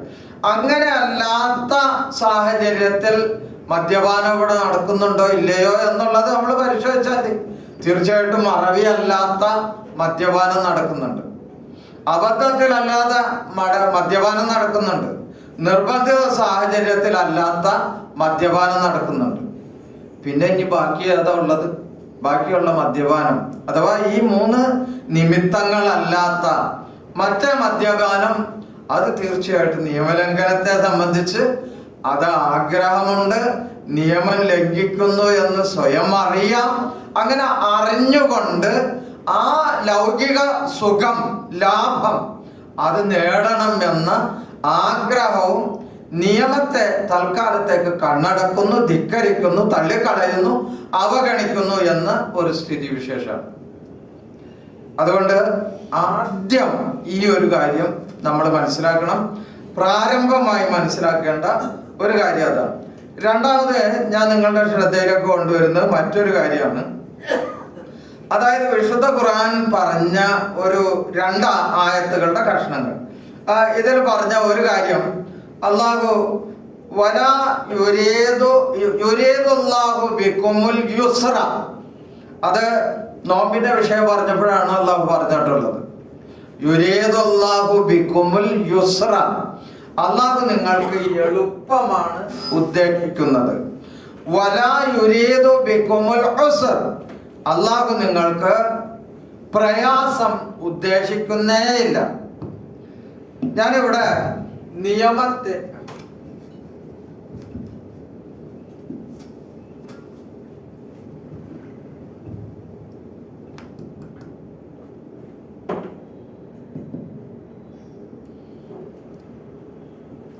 ഇവിടെ ഈ ആയത്തെ ഞാൻ നിങ്ങളുടെ ശ്രദ്ധയിലേക്ക് കൊണ്ടുവന്നത്, അതായത് ആയത്തിൽ പറയുന്നത് അള്ളാഹു നിങ്ങൾക്ക് എളുപ്പമാണ് ഉദ്ദേശിക്കുന്നത്, അള്ളാഹു നിങ്ങൾക്ക് പ്രയാസം ഉദ്ദേശിക്കുന്നില്ല. അപ്പൊ ദുരുപയോഗത്തിന് ഒരു സാധ്യത, അത് ദുരുപയോഗമാണ് എന്ന് മനസ്സിലാക്കാൻ വേണ്ടി തന്നെ ഇതേ ആയത്തിൽ തന്നെ ഉള്ള ബാക്കി ഭാഗങ്ങളും കൂടി നമ്മൾ ശ്രദ്ധിക്കണം. ഞാൻ ഇത് പ്രത്യേകം പറയാൻ കാരണം എന്താന്ന് വെച്ചാൽ, ഇപ്പൊ ഈ അബ്ദുൽ ജബ്ബാർ ഞങ്ങൾക്ക് അറിയാലോ. ഈ അബ്ദുൽ ജബ്ബാർ എന്ന് പറയുന്നത് കേരളത്തിലെ യുക്തിവാദികളുടെ അറിയപ്പെടുന്ന മുസ്ലിം നാമധാരിയായ മുസ്ലിം കുടുംബത്തിൽ ജനിച്ച് പിന്നെ ഗവൺമെന്റിന്റെ മുസ്ലിമായാൽ ലഭിക്കേണ്ട ആനുകൂല്യത്തിന്റെ ടിക്ക് ചെയ്ത് മാർക്ക്, മുസ്ലിം എന്ന് മാർക്ക് ചെയ്ത് വിടേണ്ട ഫോറങ്ങളിലൊക്കെ അത് ചെയ്ത് ആ ആനുകൂല്യങ്ങളൊക്കെ പറ്റി ഇസ്ലാമിനെതിരില് ദീർഘകാലമായി പ്രചാരണം നടത്തിക്കൊണ്ടിരിക്കുന്ന വ്യക്തിയാണ് ഈ അബ്ദുൽ ജബ്ബാർ. ഖുർആനിന്റെ ഓരോ സൂറത്തുകളുടെ ആയത്തുകൾ എടുത്ത് വിശദീകരിക്കുന്ന എപ്പിസോഡുകളാണ് അദ്ദേഹം ഇപ്പോൾ ദീർഘകാലമായി ചെയ്തുകൊണ്ടിരിക്കുന്നത്. അപ്പൊ ഇതേപോലെയുള്ള ആയത്തുകളൊക്കെ അദ്ദേഹവും അതേപോലെ ആരിഫും അതേപോലെ ലിയാഖത്ത് അലിയും അതേപോലെയുള്ള ആളുകളൊക്കെ ഇടക്കിടക്ക് ഇതേപോലെയുള്ള ചില പരിപാടികൾ ചെയ്യാറുണ്ട്. ആ പരിപാടികളിലൊക്കെ അവരിലേക്ക് എത്തുന്നതിന് തൊട്ട് മുമ്പ് നമ്മുടെ നാട്ടിൽ ഖുർആനിസ്റ്റുകൾ എന്ന് പറയുന്ന ഒരു വിഭാഗം ആളുകളുണ്ട്. അതായത് പണ്ട് ചേകനൂരികൾ എന്ന പേരില് ഏകപ്രമാണവാദികൾ ഇവിടെ ഉണ്ടായിരുന്നു. പിന്നീട് ഒന്നുകൂടി പരിഷ്കാരം വന്നപ്പോൾ ആ ഏകപ്രമാണവാദികൾ തന്നെ രണ്ട് വിഭാഗമായി, അല്ലെങ്കിൽ രണ്ട് ചേരികളിലായി. ഒന്ന് ചേകനൂരികൾ എന്ന പേരിലും മറ്റൊന്ന് ഇസ്ലാം ഖുർആനിസ്റ്റുകൾ എന്ന പേരിലും അറിയപ്പെടുന്നുണ്ട്. അപ്പൊ ഈ ആളുകളുടെ ഒരു ദുർവ്യാഖ്യാനം അവിടെ വരുന്നുണ്ട്. ഞാൻ അതിനെ ഒന്ന് ചൂണ്ടിക്കൊണ്ട് ഒരു സൂചന മാത്രം പറയാൻ വേണ്ടിയിട്ട് മാത്രം പറഞ്ഞു ഞാൻ പോകുന്നതാണ്. അപ്പൊ അള്ളാഹു നിങ്ങൾക്ക് എളുപ്പം ആണ് ഉദ്ദേശിക്കുന്നത് എന്ന് അള്ളാഹു പറഞ്ഞത്, നോമ്പിന്റെ കൽപ്പന നിങ്ങൾക്ക് പാലിക്കാൻ നിങ്ങൾ രോഗിയാണെങ്കിൽ ഇളവുണ്ട്, യാത്രയിലാണെങ്കിൽ ഇളവുണ്ട്. ആ ഇളവ് പറഞ്ഞതിന് ശേഷം ആ ഇളവിനെ സൂചിപ്പിച്ചുകൊണ്ടാണ് അള്ളാഹു നിങ്ങൾക്ക് എളുപ്പമാണ് ഉദ്ദേശിച്ചിട്ടുള്ളത് എന്ന് പറയുന്നത്. അതായത് നിങ്ങൾ നോമ്പെടുക്കാതിരിക്കണം, നോമ്പെടുക്കാതിരിക്കലാണ് നിങ്ങൾക്ക് എളുപ്പമെങ്കിൽ നിങ്ങൾ നോമ്പ് എടുക്കാതിരുന്നോളൂ എന്ന് പറയാൻ വേണ്ടിയിട്ടല്ല. നിങ്ങൾക്ക് പ്രയാസം അള്ളാഹു ഉദ്ദേശിച്ചിട്ടില്ല എന്ന് പറയുന്നത് നോമ്പെടുത്ത് നിങ്ങൾ ഇടങ്ങേറാവണ്ട എന്ന് പറയാൻ വേണ്ടിയിട്ടല്ല. നോമ്പ് രോഗിയായ ഒരാൾ നോമ്പെടുത്ത് ഇടങ്ങേറാവണ്ട, യാത്രക്കാരനായ ഒരാൾ യാത്രയിൽ നോമ്പെടുത്ത് യാത്ര ചെയ്യേണ്ട ഒരവസ്ഥയില്ല. അപ്പൊ അതാണ് അള്ളാഹു അവിടെ പറഞ്ഞിട്ടുള്ളത്. ഓരോ വിഷയത്തിലും അതേപോലെയാണ്. ആ ഒരു കാര്യം ശ്രദ്ധിക്കുക. അതേപോലെ മറ്റൊരായത്ത് ലാ യുകല്ലിഫുല്ലാഹു നഫ്സൻ ഇല്ലാ വുസ്അഹാ, അള്ളാഹു ഒരാത്മാവിനോടും ആ ആത്മാവിന് അല്ലെങ്കിൽ ആ ശരീരത്തിന് താങ്ങാൻ സാധിക്കാത്തത്, പ്രാപ്തിയില്ലാത്തത്, അതിന് കഴിവില്ലാത്തത് അതിനോട് അനുശാസിക്കുന്നില്ല. അപ്പൊ വിശുദ്ധ ഖുർആൻ പറഞ്ഞ പ്രധാനപ്പെട്ട ഈ രണ്ട് പോയിന്റുകളാണ് ആമുഖമായി നിങ്ങളുടെ ശ്രദ്ധയിലേക്ക് കൊണ്ടുവരാനുള്ളത്.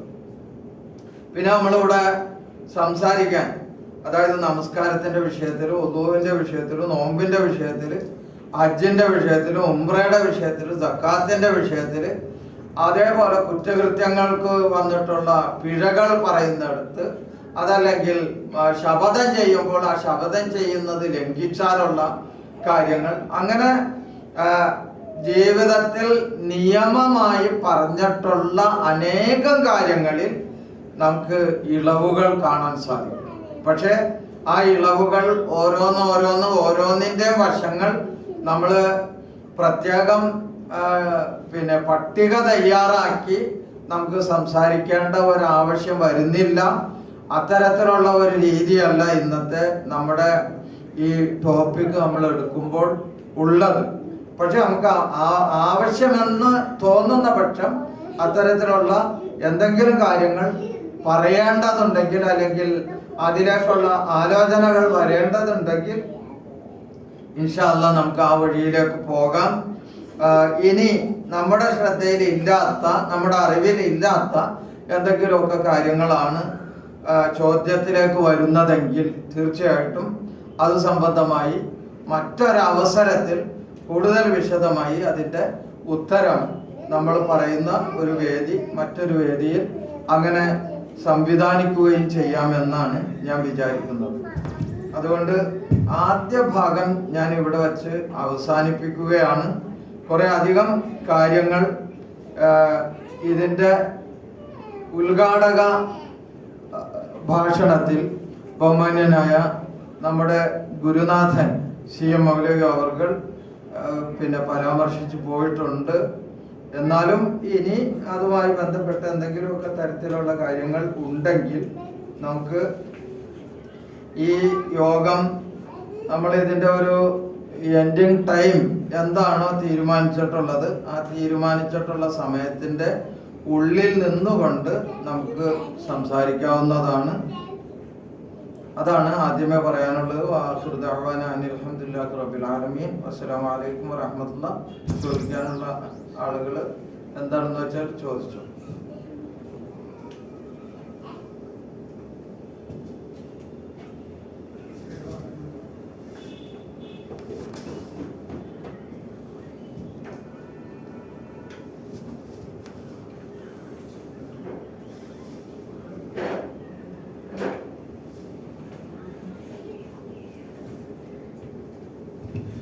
ചോദിക്കുന്നവര് പേരും ജോലി ചെയ്യുന്ന സ്ഥാപനത്തിന്റെ കൂടി പേര് പറഞ്ഞാൽ കുറച്ചുകൂടി ഉത്തമമായിരിക്കും.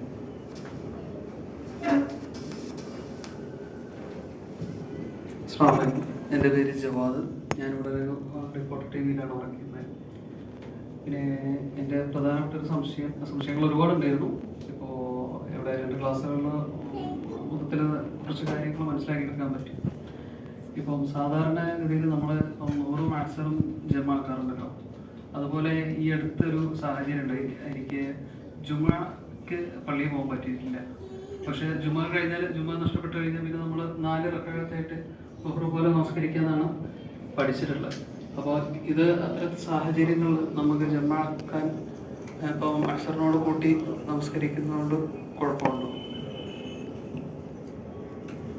അതായത് വെള്ളിയാഴ്ചത്തെ ജുമ നഷ്ടപ്പെടാണെങ്കിൽ ലോഹറും അസറും കൂടി ഒരുമിച്ച് നമസ്കരിക്കാൻ മതി. അങ്ങനെ തന്നെ ചെയ്യണം. അങ്ങനെയാണ് വേണ്ടത്. സാധാരണ രീതിയിൽ റസൂൽ സല്ലല്ലാഹു അലൈഹി വസല്ലമയുടെ പിന്നെ ഈ ജംഉ ഖസറിനെ സംബന്ധിച്ച് ഇവിടെ സൂചിപ്പിച്ചിരുന്നു. ഞാൻ അതിൻ്റെ ഒരു ഐഡിയ നിങ്ങൾക്ക് 2 ഹദീസുകൾ ഞാൻ ഒന്ന് ശ്രദ്ധയിലേക്ക് കൊണ്ടുവരാം.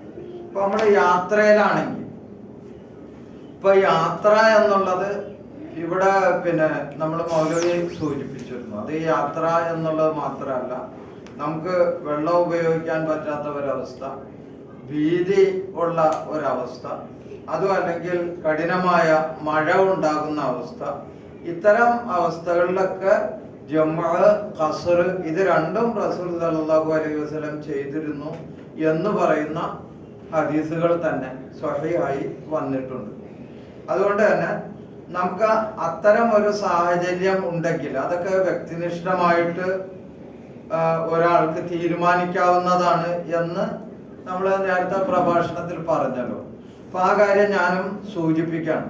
ഇപ്പൊ റസൂൽ സല്ലല്ലാഹു അലൈഹി വസല്ലം ഒരു യാത്ര പുറപ്പെടാണെങ്കിൽ, അപ്പൊ ആ യാത്ര പുറപ്പെടുമ്പോ അല്ലെങ്കിൽ ഒരു യാത്രയിലെ ഇടക്ക് ഒന്ന് ഇടത്താവളത്തിൽ ഇറങ്ങി പിന്നീട്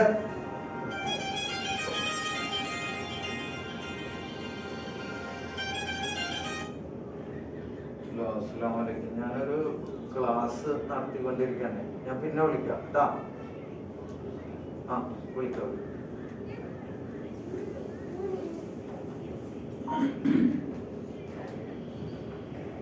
അങ്ങനെ യാത്ര പുറപ്പെടുന്ന സമയത്ത് സൂര്യൻ മധ്യാഹ്നത്തിൽ നിന്ന് തെറ്റുന്നതിന്റെ മുമ്പാണെങ്കിൽ അപ്പോൾ റസൂൽ സല്ലല്ലാഹു അലൈഹി വസല്ലം ലൊഹർ പിന്തിക്കുകയും അസറിന്റെ സമയത്തേക്ക് പിന്തിക്കുകയും പിന്നീട് ആ അസറിന്റെ സമയത്ത് ഇറങ്ങി രണ്ടും കൂടി ഒരുമിച്ച് നമസ്കരിക്കുകയും ചെയ്യും. അങ്ങനെ ഒരുമിച്ച് നമസ്കരിക്കുക എന്നുള്ളത് കൺഫ്യൂഷൻ ആകേണ്ട. അത് ഏത് വിധത്തിലാണെന്നുള്ളത് നബിയുടെ ഹദീസിൽ തന്നെ വന്നിട്ടുണ്ട്. ആദ്യം 2 റക്അത്ത് നമസ്കരിക്കുക, അസ്സലാമു അലൈക്കും വറഹ്മത്തുള്ളാഹി അസ്സലാമു അലൈക്കും വറഹ്മത്തുള്ളാഹി പറഞ്ഞ് സലാം വീട്ടും. പിന്നെ ബാങ്ക് കൊടുക്കാതെ അപ്പൊ തന്നെ എഴുന്നേറ്റ് നിന്ന് ഇഖാമത്ത് പിന്നെ ചൊല്ലിയതിന് ശേഷം ഇഖാമത്തിന് ശേഷമാണ് പിന്നെ അടുത്ത 2 റക്അത്ത് നമസ്കരിക്കുന്നത്. അത് അസറിന്റെ നമസ്കാരം. അപ്പൊ ഇവിടെ സൂര്യൻ ഇപ്പൊ നമ്മള് 12:20 ബാങ്ക് വിളിക്കുന്നത്. ഇപ്പൊ 12:20 മുമ്പ് നമ്മുടെ യാത്ര ആരംഭിക്കുന്നുണ്ടെങ്കിൽ അവിടെ നമസ്കാരമില്ല. പിന്നെ നമ്മള് അസറിലാണ് അത് കൊണ്ടുപോയി നമസ്കരിക്കുന്നത്. അതേപോലെ തന്നെ റസൂൽ സല്ലല്ലാഹു അലൈഹി വസല്ലം ഈ സൂര്യൻ നീങ്ങിയതിന് ശേഷമാണ് യാത്ര ചെയ്യുന്നതെങ്കിൽ 2 രീതിയിൽ റസൂൽ ചെയ്തിട്ടുണ്ട്. ഒന്ന്, അപ്പൊ തന്നെ ളുഹർ നിസ്കരിക്കും. പിന്നെ അതിന്റെ ഒപ്പം അസർ നിസ്കരിക്കാറില്ല. അസറിന് വേണ്ടി ഇറങ്ങാൻ, അതായത് ഒരു അസർ നമസ്കരിക്കാൻ വേണ്ടി ഒരു ഇടത്താവളത്തിൽ ഇറങ്ങാനുള്ള ഒരു സൗകര്യം റസൂല് കണ്ടിട്ടുണ്ടാകും. അപ്പോ അസർ അവിടെ ചെന്നിട്ട് വേറെ നമസ്കരിക്കാം. അങ്ങനെ ചെയ്തിട്ടുണ്ട്.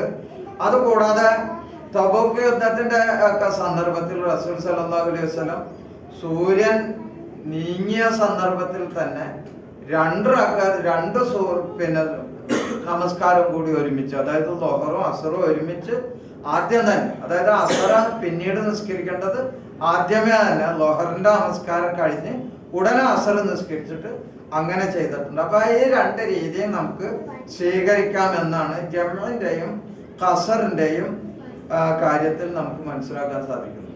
ഇനി നമ്മള് ഈ പിന്നെ നബിയുടെ ഹദീസുകൾ വച്ചുകൊണ്ട് നമുക്ക് നമ്മുടെ വിഷയത്തിലേക്ക് വരാണെങ്കിൽ നമ്മൾ മനസ്സിലാക്കേണ്ടത്, ഇപ്പൊ നമ്മളൊരു യാത്രക്കാരനാണ്, അല്ലെങ്കിൽ നേരത്തെ പറഞ്ഞതുപോലെ നമ്മുടെ കഠിനമായ ഒരു പ്രവൃത്തി, അതായത് എന്തെങ്കിലും തരത്തിലുള്ള ബ്രേക്ക് ചെയ്യാൻ പാടില്ലാത്ത, അതേപോലെ ബ്രേക്ക് അനുവദിക്കപ്പെടാത്ത ഒരു സാഹചര്യത്തിൽ അങ്ങനെ നിർബന്ധിതമായി നമ്മൾ ജോലി ചെയ്യേണ്ട ഒരവസ്ഥയാണെന്ന് വിചാരിച്ചോ. അങ്ങനെയാണെങ്കിൽ അതിനൊരു ബ്രേക്കിംഗ് ടൈം ഉണ്ടാകും. എപ്പോഴാണെങ്കിലും ഇപ്പോൾ ഉച്ചഭക്ഷണത്തിന് ഒരു ലഞ്ച് ബ്രേക്ക് ഉണ്ടാകും. അപ്പൊ ആ ലഞ്ച് ബ്രേക്കിൽ നമുക്ക് ളുഹർ അസർ അത് രണ്ടും നിർവഹിക്കാം. അത് ഒരു വെള്ളിയിൽ നമുക്ക് ഈ രൂപത്തിൽ ലഭിക്കുന്നില്ല. ഒരു ചെറിയ ബ്രേക്ക് മാത്രമാണ് നമുക്ക് ലഭിക്കുന്നത്. വെള്ളിയാഴ്ച ജുമാ നമസ്കരിക്കാൻ നമുക്ക് സാധിക്കുന്നില്ലെങ്കിൽ ആ വെള്ളിയിൽ നമുക്ക് നിർബന്ധമാക്കപ്പെടുന്നത് ളുഹർ നമസ്കാരമാണ്. അപ്പൊ ആ ളുഹർ നമസ്കാരവും പിന്നീടുള്ള അസർ നമസ്കാരവും നമുക്ക് നിർവഹിക്കാം എന്നാണ് നമുക്ക് അതിൽ നിന്ന് മനസ്സിലാക്കേണ്ടത്. അതുകൊണ്ട് ഇപ്പോ നിങ്ങൾ ചില അവസരത്തിൽ അങ്ങനെ ചെയ്തു അല്ലെങ്കിൽ ചെയ്യേണ്ടി വന്നു എന്ന് പറയുന്നതിൽ അത്തരത്തിലുള്ള ഇളവുകൾ തീർച്ചയായിട്ടും അനുവദിക്കപ്പെട്ടത് തന്നെയാണ്. അതങ്ങനെ തന്നെ ചെയ്യുന്നതിൽ വിരോധമൊന്നുമില്ല. നേരത്തെ നമ്മൾ സൂചിപ്പിച്ച ഒരു കാര്യം, നമ്മുടെ മനസ്സിൽ നമ്മളായിട്ട് ഒരു നിയമലംഘനത്തിന് മുതിരുന്നതല്ലാതെ, അതാണ് ഞാൻ ബേസിക്കായിട്ട് ആ ഒരു കാര്യം ആദ്യമേ തന്നെ വച്ചത്. അതാണ്, അതായത് ഏതൊരു കാര്യവും തിന്മയായി നമുക്ക് വരുന്നത് നമ്മൾ ആ ഒരു നിയമലംഘനത്തിനുള്ള മുതിരലല്ല, അല്ലെങ്കിൽ ഒരു ഇളവിനെ ദുരുപയോഗം ചെയ്യലോ അല്ല. ഇത് രണ്ടുമാണ് നമ്മൾ ശ്രദ്ധിക്കുന്നത്. ഇളവിനെ ദുരുപയോഗം ചെയ്യുക എന്നുള്ളത് അതെന്തായാലും അംഗീകരിക്കപ്പെടുന്നതല്ല. നിയമലംഘനം അതും അംഗീകരിക്കപ്പെടുന്നതല്ല. അത് രണ്ടും അല്ലാത്ത ഈ രീതി തീർച്ചയായിട്ടും അത് മനസ്സിൽ തട്ടിയുള്ളതാണ്, ആത്മാർത്ഥപൂർവമായിട്ടാണ് നമ്മൾ ചെയ്യുന്നത്, അത് അംഗീകരിക്കപ്പെടുന്നതാണ് എന്നാണ് മനസ്സിലാക്കാൻ സാധിക്കുന്നത്.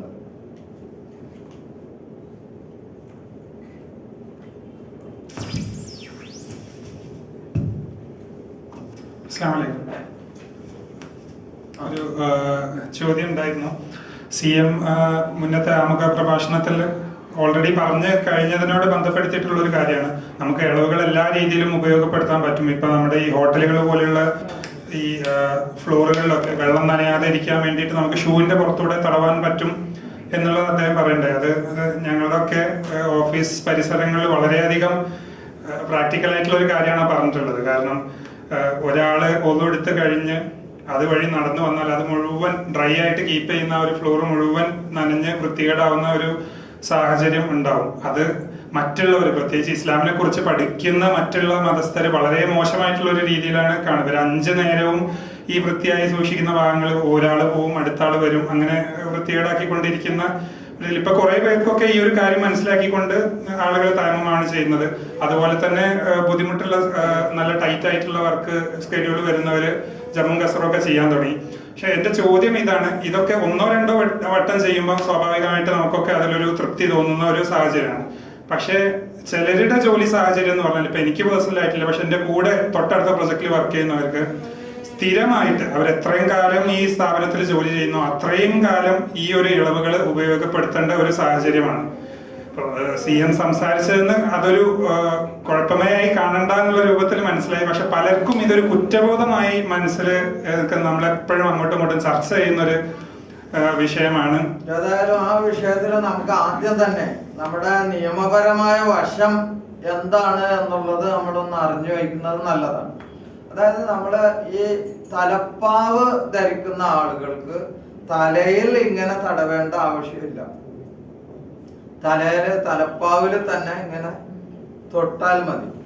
അത് ഒളു ചെയ്യുന്ന സന്ദർഭത്തിൽ വംസഹു ബി റൂസിക്കും എന്ന് അള്ളാഹുവിന്റെ കൽപ്പന തന്നെ ഖുർആനിലുണ്ട്. അപ്പൊ ആ കൽപ്പന നമ്മൾ പാലിക്കുന്നതിനെ സംബന്ധിച്ച് റസൂല് വിശദീകരിച്ച് തലപ്പാവ് ഉണ്ടെങ്കിൽ ആ തലപ്പാവ് നമ്മളിങ്ങനെ അഴിച്ച് പിന്നെ അതേപോലെ തന്നെ കെട്ടാൻ നമുക്ക് പ്രയാസമാണ്. അപ്പൊ അതുകൊണ്ട് യാത്രക്കാരന് ഈ പറയുന്നത് പോലെ അല്ലെങ്കിൽ നേരത്തെ ഒന്ന് കൊടുത്തിട്ട് പിന്നീട് തലപ്പാവ് ധരിച്ച ഒരാൾക്ക് ആ ദിവസം ഫുള്ളായിട്ട് തന്നെ അതിൽ തടവും.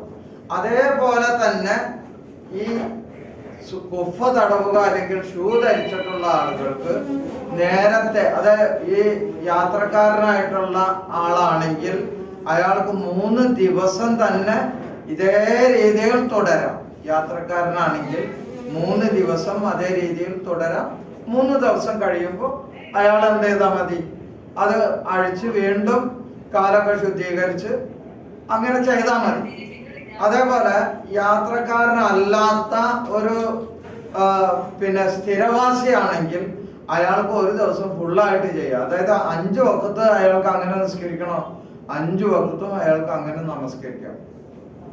ഇപ്പൊ നമ്മള് സംശയം ചോദിക്കുന്ന സന്ദർഭത്തില് നമ്മുടെ മുമ്പില് ഒരു രാവിലെ 8 മുതൽ പിന്നീട് പിറ്റേ ദിവസം രാവിലെ 8 വരെ എന്ന് പറയുന്ന ഒരു 24 മണിക്കൂർ ഇല്ലല്ലോ. നമ്മുടെ ചോദ്യകർത്താവ് ചോദ്യം ചോദിക്കുമ്പോ ആ ഒരു 24 മണിക്കൂർ ഇല്ല. ഇടയ്ക്ക് അയാൾക്ക് ഒരു ബ്രേക്കപ്പ് വരുന്നുണ്ടല്ലോ, എവിടെയെങ്കിലും വെച്ച് ഒരു ബ്രേക്കപ്പ് ഉണ്ടാകുമല്ലോ. അപ്പൊ ആ ബ്രേക്കപ്പ് എങ്ങനെയാണെന്നുള്ളത് സ്വയം ഒന്ന് വിലയിരുത്തിയിട്ട് എന്താണ് അപ്പോൾ വേണ്ടത് എന്നുള്ളത് ഒന്ന് മനസ്സിലാക്കിയാൽ മതി. അതായത് അയാളെ സംബന്ധിച്ചിടത്തോളം ഒരു ദിവസത്തിൽ ഇപ്പോ വീട്ടിൽ നിന്ന് അയാൾ പുറത്തിറങ്ങുന്നത് 8 മണിക്കാണെന്ന് വിചാരിച്ചോ. ആ 8 മണിക്ക് അയാൾ ഷൂ ധരിച്ച് പുറത്തിറങ്ങി കഴിഞ്ഞാൽ അയാൾ പിന്നീട് ഓഫീസിൽ കയറിയാൽ ആ ഓഫീസിൽ രാത്രി 8 മണി വരെ വേണമെങ്കിൽ കൂട്ടിക്കോ. ആ രാത്രി 8 മണി വരെയുള്ള അയാളുടെ ആ ഇതിന്റെ ഇടയിൽ അയാൾക്ക് ഈ ഒരു ഇളവ്, അതായത് സാധാരണ ഒരു നിത്യവാസിയായിട്ടുള്ള ഒരാൾക്ക് ഒരു ദിവസം എന്ന് പറയുന്നതിന്റെ കുറച്ച് 5-8 മണിക്കൂറേ അവിടെ വരുന്നുള്ളൂ. ആ മണിക്കൂറുകളിലൊക്കെ അയാൾക്ക് ഇത് ഉപയോഗപ്പെടുത്താവുന്നതാണ്. പിന്നെ രണ്ടാമത് നമ്മളിപ്പോ ഈ ജോലി പറയുന്നുണ്ടല്ലോ, ഇങ്ങനെയുള്ള ഒരു ജോലിയുടെ ഇടയിലും എന്തായാലും ചെറിയ ബ്രേക്കിങ് അയാൾക്ക് വരുന്നുണ്ട്. അയാൾക്ക് ടോയ്ലറ്റില് മലമൂത്ര വിസർജനത്തിന് വേണ്ടി പോകുന്ന അവസരങ്ങൾ ഉണ്ടാകും. അതല്ലെങ്കിൽ മറ്റേതെങ്കിലും ഡ്രിങ്ക്സ് കഴിക്കാൻ വേണ്ടി പോകുന്ന അവസരങ്ങളൊക്കെ ഉണ്ടാകും. അപ്പൊ ഈ അവസരം അയാൾക്ക് വേണമെങ്കിൽ ഒന്ന് എടുക്കാനും ആ എടുത്തത് തുടച്ചു കളയാനും ഒക്കെ ഉപയോഗിക്കാവുന്നതാണ്. അപ്പൊ അതേപോലെയുള്ള കാര്യങ്ങളൊക്കെ സ്വയം ചിന്തിച്ചിട്ട് നമ്മുടെ നമസ്കാരത്തിന്റെ സമയമായിട്ട് ക്രമീകരിച്ച് അങ്ങനെ എന്തെങ്കിലും ചെയ്യാൻ സാധിക്കുമെങ്കിൽ അത്തരത്തിലുള്ള കാര്യങ്ങൾ നമ്മൾ ഉപേക്ഷ വരുത്തേണ്ടതില്ല എന്നുള്ളതാണ് ഇതിന് പറയാനുള്ള കാര്യം. പിന്നെ മറ്റൊരു കാര്യം എനിക്ക് സൂചിപ്പിക്കാനുള്ളത് എന്താണെന്ന് വെച്ചാൽ, എപ്പോഴും നമ്മളെ നിരീക്ഷിച്ചു കൊണ്ടിരിക്കുന്ന ആളുകൾ അവരുടെ നെറ്റിച്ചുളിവ് നമ്മുടെ മാനദണ്ഡമായിട്ട് മാറാൻ പാടില്ല. നമ്മളൊരു കാര്യം ചെയ്യുന്നതിന്റെ തെറ്റ് ശരി എന്നുള്ളത് ഇവരുടെ പരിഭവവും അവരുടെ സങ്കടവും അവരുടെ പ്രതിഷേധവും അവരുടെ കോപവും അവരുടെ ആക്ഷേപവും ഒക്കെ ആയി അതിനെ ഒരു മാനദണ്ഡമാക്കി നമ്മൾ മാറ്റാൻ പാടില്ല. ആ മാനദണ്ഡത്തിനനുസരിച്ച് അത് കാരണം കൊണ്ട് ഇത് എന്നല്ല, നമ്മുടെ ദീൻ ഈ വിഷയത്തിൽ ഈ തരത്തിലുള്ള ഇളവുകൾ നമുക്ക് ചെയ്തിട്ടുണ്ട്.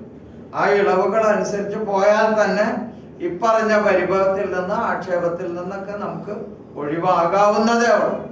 ഇനി മൂന്നാമതായി എനിക്കൊരു കാര്യം പറയാനുള്ളത്, ഇപ്പൊ നമ്മള് ഡ്രൈ ആയി സൂക്ഷിക്കേണ്ടത് എന്നുള്ള നിലക്ക് ഡ്രൈ ആയി സൂക്ഷിക്കുക എന്നുള്ളതല്ലാതെ ഈ ഡ്രൈ ആയിട്ടുള്ള ഒരു സ്ഥലത്ത് ഒരു കൈപ്പത്തിയിലെയോ അല്ലെങ്കിൽ പാദത്തിലെയോ ലേശം വെള്ളം അമരുന്നു, ആ വെള്ളം അങ്ങനെ ഉണ്ടാകുന്നു എന്നത് പിന്നെ ആധുനിക കാലഘട്ടത്തിലെ ഒരു വൃത്തികേടായിട്ട് ആരെങ്കിലും കാണുന്നുണ്ടെങ്കിൽ അതിനെയൊക്കെ നമ്മൾ എന്തായാലും അതൊരു വൃത്തികേടൊന്നല്ല, നമ്മൾ ശീലിക്കുന്ന അല്ലെങ്കിൽ നമ്മൾ ഇവിടെ പാലിച്ചു പോരുന്ന നമ്മുടെ നിബന്ധനകൾ എന്നൊക്കെ പറഞ്ഞിട്ട് അതിലേക്ക് ചേർത്ത് പറയാന്ന് അല്ലാതെ അതിനെ ഒന്നും ഒരു വൃത്തികേടായിട്ട് അല്ലെങ്കിൽ ഇതൊക്കെ ഒരു മനുഷ്യകുലം വച്ചു പുലർത്തുന്ന ഒരു ജീർണതയായിട്ടൊന്നും അവതരിപ്പിച്ചാൽ അത് അംഗീകരിക്കാൻ നമുക്ക് ബുദ്ധിമുട്ടുണ്ട്. കാരണം വെള്ളം എന്നുള്ളത് ശുദ്ധജലം, ആ ശുദ്ധജലത്തിന്റെ ഏതെങ്കിലും തരത്തിലുള്ള ഒരു അംശം ഒരു പ്രതലത്തിൽ അങ്ങനെ ആകുന്നു എന്നുള്ളതൊക്കെ അങ്ങനെ വളരെ സീരിയസ് ആയിട്ടുള്ള ആധുനിക കാലഘട്ടത്തിലെ ഒരു വ്യക്തിയുടെ വലിയ ഒരു പ്രോബ്ലം ആയിട്ടൊന്നും അങ്ങനെ അവതരിപ്പിക്കാൻ പാടില്ല. അങ്ങനെ അവതരിപ്പിക്കുന്നിടത്തെ ആ അതിശയോക്തിയെ ഒക്കെ നമ്മൾ എന്ത് ചെയ്യണം, നമ്മുടെ വൈജ്ഞാനികമായി തന്നെ ബുദ്ധിപരമായി തന്നെ ലോജിക്കായിട്ട് തന്നെ നമ്മൾ അതിനോട് ഒന്ന് സംവദിക്കണം. ഇത് തർക്കിച്ച് ഇത് ചെയ്യണം എന്നല്ല, പാലിക്കേണ്ടത് നമുക്ക് പാലിച്ചു പോരാ, അതേപോലെ നമ്മൾ സംവദിക്കേണ്ടടുത്ത് അതൊന്ന് സംവദിച്ച് പോരുകയും ചെയ്യണം എന്നുള്ളതാണ് വ്യക്തിപരമായി ഞാൻ അതിൽ മനസ്സിലാക്കുന്ന കാര്യം. ഞാൻ നേരത്തെ ഒരു കാര്യം പറയാൻ വിട്ടുപോയിട്ടുണ്ടായിരുന്നു. ഇപ്പൊ ഈ നമസ്കാരത്തിന്റെ ഒക്കെ വിഷയത്തില്, അതേപോലെ ഒന്നു കൊടുക്കുന്നതിന്റെ ഒക്കെ വിഷയത്തില് നമുക്ക് ചില ശ്രദ്ധകൾ ഉണ്ടാകണം എന്നുള്ളത് റസൂല് വളരെ കർശനമായി തന്നെ പഠിപ്പിച്ചിട്ടുണ്ട്. ഇപ്പൊ ഈ ഒന്നു കൊടുക്കുന്ന വിഷയത്തില് ഒരിക്കൽ ഒരു സഹാബി ഒന്നു കൊടുത്ത സന്ദർഭത്തില് ഒരു നഖത്തിന്റെ പാട് വലിപ്പം അത്രയും ഭാഗത്ത് വെള്ളം പുരളാത്തതിന്റെ പേരിൽ അദ്ദേഹത്തെ രണ്ടാമത് ഒതു മടക്കിയെടുത്ത സന്ദർഭങ്ങളുണ്ട്. അയാളോട് പറഞ്ഞു, എന്റെ ഒതു ശരിയായിട്ടില്ല, നീ പോയി ഒതു കൊടുക്കണം എന്ന് പറഞ്ഞു. അപ്പൊ ഞാൻ നേരത്തെ പറഞ്ഞ എന്താണെന്ന് വെച്ചാല് നമ്മള് ഒരു ഇളവിനെ ദുരുപയോഗം ചെയ്യരുത്. നമുക്ക് വെള്ളമുള്ള സന്ദർഭത്തിൽ എങ്ങനെ ഒതു ചെയ്യണം എന്നുള്ളത് നിയമപ്രകാരം വളരെ ക്ലിയർ ആണ്, മാതൃകാപരമായി ഇവിടെ വന്നിട്ടുണ്ട്. അത് ആ രീതിയിൽ തന്നെ നമ്മൾ നിർവഹിക്കണം എന്നുള്ളത് മനസ്സിലാക്കണം. ഇളവിന്റെ പേരിൽ അതൊരു അഴകൊടമ്പൻ കർമാനുഷ്ഠാന രീതിയിലേക്ക് വഴുതി മാറരുത്. രണ്ടാമത്തെ കാര്യം, നമസ്കാരത്തിന്റെ വിഷയത്തിൽ റസൂൽ പറഞ്ഞു, ഇന്നൽ അബ്ദല യുസല്ലി അസ്വല, ഒരാള് നമസ്കരിക്കും, മാ യുക്തബു ലഹു മിൻഹ ഇല്ല ഉഷുറുഹ തുസ്ഉഹ സുമുനുഹ സുദുസുഹ ഹുമുസുഹ റുബുഹ സുലുസുഹ നിസ്ഫുഹ. അബൂദാവൂദ് റിപ്പോർട്ട് ചെയ്ത ഒരു ഹദീസിൽ പറയാം, വേറെ ആളുകൾ അത് റിപ്പോർട്ട് ചെയ്തിട്ടുണ്ട്. അതായത് ഒരടിമ നമസ്കരിക്കുമ്പോൾ ആ നമസ്കാരത്തിന് അള്ളാഹു 10,000 രൂപയാണ് കൂലിയായിട്ട് നിശ്ചയിച്ചിട്ടുള്ളതെന്ന് വിചാരിച്ചോ. ആ വ്യക്തിക്ക് ചിലപ്പോ 1000 ആയിരിക്കും കിട്ടുക, ചിലപ്പോ 2000 ആയിരിക്കും കിട്ടുക, ചിലപ്പോ 3000 ആയിരിക്കും കിട്ടുക, ചിലപ്പോ 4000 ആയിരിക്കും കിട്ടുക, ചിലപ്പോ 5000 ആയിരിക്കും. അങ്ങനെ റസൂൽ സല്ലല്ലാഹു അലൈഹി വസല്ലം പറഞ്ഞ രീതി, അതായത് 10-1 ആയിരിക്കാം, അല്ലെങ്കിൽ 9-1 ആയിരിക്കാം, അല്ലെങ്കിൽ 8-1 ആയിരിക്കാം. അല്ലെങ്കിൽ 6-1 അല്ലെങ്കിൽ 5-1 അല്ലെങ്കിൽ 4-1 അല്ലെങ്കിൽ 3-1 അല്ലെങ്കിൽ പകുതി ആയിരിക്കാം അയാൾക്ക് ലഭിക്കുന്നത് എന്ന് റസൂൽ സല്ലല്ലാഹു അലൈഹി വസല്ലം പറഞ്ഞു. അതെന്താണെന്ന് വെച്ചാൽ നമസ്കാരം എന്ന് പറയുന്നത് ഒരു ചിട്ടയുണ്ട്, അതിനൊരു നിയമമുണ്ട്. അപ്പൊ അതിന്റെ ആ ഖുശൂ, നമസ്കാരത്തിലെ പ്രാർത്ഥനകളാണെങ്കിലും അതേപോലെ തസ്ബീഹുകളാണെങ്കിലും ദിക്റുകളാണെങ്കിലും അതേപോലെ വിശുദ്ധ ഖുർആന്റെ പാരായണങ്ങളാണെങ്കിലും അത് മനസാന്നിധ്യത്തോടു കൂടി ഏകാഗ്രതയോടുകൂടി നിർവഹിക്കുക എന്നുള്ളത് അതിന്റെ ഒരു ചിട്ടയിൽപ്പെട്ടതാണ്. അപ്പൊ ആ ചിട്ട പാലിക്കാത്തത് കൊണ്ട് 10,000 കിട്ടേണ്ട കൂലി ചിലർക്ക് 1000 കിട്ടുന്നുള്ളൂ, ചിലർക്ക് 500 കിട്ടുന്നുള്ളൂ എന്നുള്ള നിലക്ക് റസൂൽ പറഞ്ഞിട്ടുണ്ട്. അതുകൊണ്ട് ആ 2 കാര്യം, ഈ 2 ഹദീസുകൾ വച്ച് ഞാൻ അതിന്റെ ഒരു ഗൗരവം കൂടി ഉണർത്തുകയാണ്. ഇളവ് എന്ന് പറയുന്നത് ഒരു അതായത് നിയമപ്രകാരം അനുഷ്ഠിക്കേണ്ട ഒരു നിഷ്ഠയെ എങ്ങനെയെങ്കിലും ഒരു മടിയിലേക്കോ ആലസ്യത്തിലേക്കോ നമ്മളെ വലിച്ചു കൊണ്ടുപോകുന്ന ഒരു സംഗതിയായി മാറരുത്.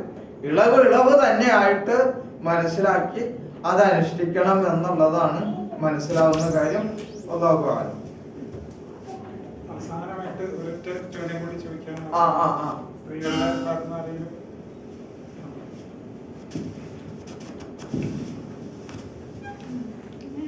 അസ്സലാമു അലൈക്കും. ഞാൻ ഡോക്ടറാണ് ഷബാന. ആശ്രമ യൂണിവേഴ്സിറ്റിയിൽ ഫിസിഷ്യനായി വർക്ക് ചെയ്യാണ്. ഞാൻ ചോദിക്കുന്ന മുസ്ലിം സ്ത്രീകളുടെ ഔറത്തിനെ കുറിച്ചുള്ള ഞാൻ ഫിസിഷ്യനാണ്, അതുകൊണ്ട് എനിക്ക് വലിയ ഇഷ്യൂ ഇല്ല. ഇത് എൻ്റെ സുഹൃത്തുക്കളായ സർജറി ഡിപ്പാർട്ട്മെന്റ് അതുപോലെ അനസ്തേഷ്യ വിഭാഗത്തിൽ, അതായത് രോഗികളുമായിട്ട് ഓപ്പറേഷൻ തിയേറ്ററിൽ ഇടപഴകുന്ന സുഹൃത്തുക്കൾക്ക് അവരുടെ ഔറത്ത് എന്ന് പറയുമ്പോൾ അവിടെ ഫുൾ സ്ലീവ് ആൻഡ് സ്കാർഫ് ഒന്നും അലൗഡ് അല്ല. അതായത് രോഗികളുടെ ഇൻഫെക്ഷൻ്റെ റേറ്റ് ഒക്കെ കുറക്കാനും വേണ്ടിയിട്ട് നമ്മൾ ഹാഫ് സ്ലീവ്, അതുപോലെ സ്റ്റെറൈലായിട്ടുള്ള ഒരു അറ്റ്മോസ്ഫിയർ ആണ് അവിടെ, അണുബാധയൊന്നും വരാതിരിക്കാനും വേണ്ടിയിട്ട്. അപ്പം സ്കാർഫിന് പകരം ക്യാപ്പ് യൂസ് ചെയ്യാം. ദെൻ ഹാഫ് സ്ലീവ് ഒക്കെയാണ് അവിടെ അലൗഡ് ആയിട്ടുള്ളത്.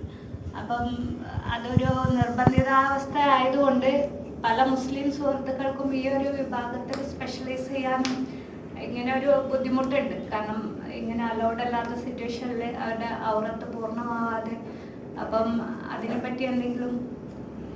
കേരളത്തിൽ കുറച്ച് മുമ്പ് ഇത് വിവാദമായിട്ടുണ്ടായിരുന്നു. അതായത് പിന്നെ മെഡിക്കൽ വിഭാഗത്തിൽ തന്നെ അവരുടെ ഹെഡ്, ആ ഹെഡിന്റെ പ്രത്യേക നിർദ്ദേശം ഉണ്ടായിരുന്നു എന്നൊക്കെ പറഞ്ഞാണ് അന്നത്തെ ഒരു വിവാദം ഉണ്ടായിരുന്നത്. ആ വിവാദത്തിൽ നമ്മുടെ മെഡിക്കൽ രംഗത്ത് അങ്ങനെ ഒരു നിയമം ഉണ്ട് എന്ന് പറഞ്ഞിട്ട് അല്ല ഞാൻ വായിച്ചത്. ഇനി അങ്ങനെ ഒരു നിയമം ഇല്ല എന്നുള്ളതാണ് മനസ്സിലാക്കിയത്. പോകട്ടെ, ഇനി ഉണ്ടെങ്കിൽ നമ്മുടെ പിന്നെ നിയമപരമായി ഡിപ്പാർട്ട്മെന്റിൽ അങ്ങനെ ഒരു നിയമം ഉണ്ടെങ്കിൽ ആ നിർബന്ധിത സാഹചര്യത്തിൽ തീർച്ചയായിട്ടും അതുപോലുള്ള ഒരു ഇളവ് നമുക്ക് ലഭിക്കുന്നുണ്ട്. പക്ഷെ നമ്മൾ മനസ്സിലാക്കുന്ന കാര്യം ഒക്കെ നമ്മുടെ ഇവിടെ എന്താണെന്ന് വെച്ചാല് ഒരു മുസ്ലിമിന്റെ മത ജാഗ്രത ഒരുപാട് ആളുകൾക്ക് സഹിക്കാനേ സാധിക്കണില്ല. അങ്ങനത്തെ ഒരു പ്രശ്നം നമ്മുടെ നാട്ടിൽ നിലനിൽക്കുന്നുണ്ട്.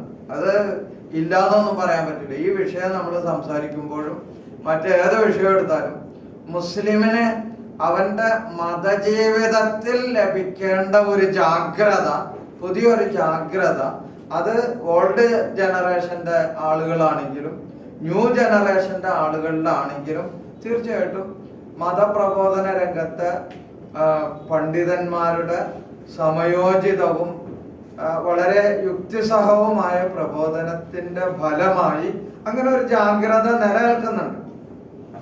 ആ ജാഗ്രത ആകട്ടെ ഇവിടുത്തെ ഒരു മെജോറിറ്റിക്ക് എന്തൊക്കെയോ തരത്തിലുള്ള ഒരു അസഹിഷ്ണുത നിലനിൽക്കുന്നതിന്റെ ഭാഗമായിട്ടാണ് ഇത് വരുന്നത്. അതേസമയത്ത് വേൾഡിലേക്ക് നമ്മൾ തിരിഞ്ഞാൽ വേൾഡിൽ മുസ്ലിങ്ങളല്ലാത്ത രാജ്യങ്ങളിൽ, മുസ്ലിങ്ങളല്ലാത്ത അല്ലെങ്കിൽ ഇസ്ലാമോ അല്ലെങ്കിൽ അങ്ങനെയുള്ള ഒരു ബന്ധവും ഇല്ലാത്ത രാജ്യങ്ങളിൽ അനേകം ഹോസ്പിറ്റലുകളിൽ ഇങ്ങനെ ഒരു നിയമം തന്നെ ഇല്ല എന്ന് മാത്രമല്ല, ഉള്ള നിയമം നമ്മൾ പരിശോധിച്ചാൽ ലേഡീസിന് ഫുൾ സ്ലീവും അതേപോലെ ഉള്ളതൊക്കെ ഉപയോഗിക്കുന്നതായിട്ടാണ് ആ കാലഘട്ടത്തിൽ വിവാദങ്ങൾ നടന്നപ്പോൾ ആ വിവാദത്തിൽ പങ്കുചേർന്ന ഇസ്ലാമിക നിയമങ്ങളോട് താല്പര്യം പുലർത്തുന്ന ഇസ്ലാമിക സംസ്കാരത്തെ സംബന്ധിച്ച് പ്രബോധനം ചെയ്തിരുന്ന ആ കക്ഷികളൊക്കെ വേൾഡിലെ പല ഉദാഹരണങ്ങളും അതിന്റെ വീഡിയോ സഹിതം കേരളത്തിൽ യൂട്യൂബിലൊക്കെ പിന്നെ പറഞ്ഞിരുന്നു. അപ്പൊ ആ വിവാദങ്ങളൊക്കെ ഒരുപക്ഷെ നിങ്ങൾ ശ്രദ്ധിച്ചിട്ടുണ്ടാകും, ഇല്ലേ? ശ്രദ്ധിച്ചിട്ടുണ്ടോ? അപ്പൊ ഞാൻ പറഞ്ഞു വരുന്നത് എന്താന്ന് വെച്ചാൽ വേൾഡില് ഇത് ഏതെങ്കിലും തരത്തില് ശാസ്ത്രീയമായി ഒരു കുഴപ്പം പിടിച്ച ഒരു സംഗതി ആയതുകൊണ്ടൊന്നല്ല. പിന്നെ ഇപ്പോഴത്തെ നമ്മുടെ ഈ ഒരു സാഹചര്യത്തിൽ തീർച്ചയായിട്ടും അതേപോലെയുള്ള രംഗങ്ങളിൽ നിന്ന് നമ്മളെ അകറ്റി നിർത്താൻ വേണ്ടിയുള്ള ബോധപൂർവമായ ഒരു ശ്രമം ആകാം, അതിനൊരു സാധ്യതയുണ്ട്. അതുകൊണ്ട് അത്തരം സാധ്യതകൾ മനസ്സിലാക്കിയിട്ട് അവിടുന്നൊക്കെ അകന്നു പോകാതെ സാധ്യമാകുന്നിടത്തോളം ഇസ്ലാമികമായ മര്യാദകൾ പുലർത്തി ഇസ്ലാമികമായ വേഷവിധാനം നമുക്ക് സാധ്യമാകുന്നിടത്തോളം പരിരക്ഷിച്ചുകൊണ്ട് തന്നെ അത്തരത്തിലുള്ള മേഖലയിൽ നമ്മുടെ സേവനങ്ങൾ നമ്മൾ അർപ്പിക്കേണ്ടതാണ്, അർപ്പിക്കാവുന്നതാണ് എന്നാണ് നമുക്ക് മനസ്സിലാക്കാൻ സാധിക്കുന്നത്.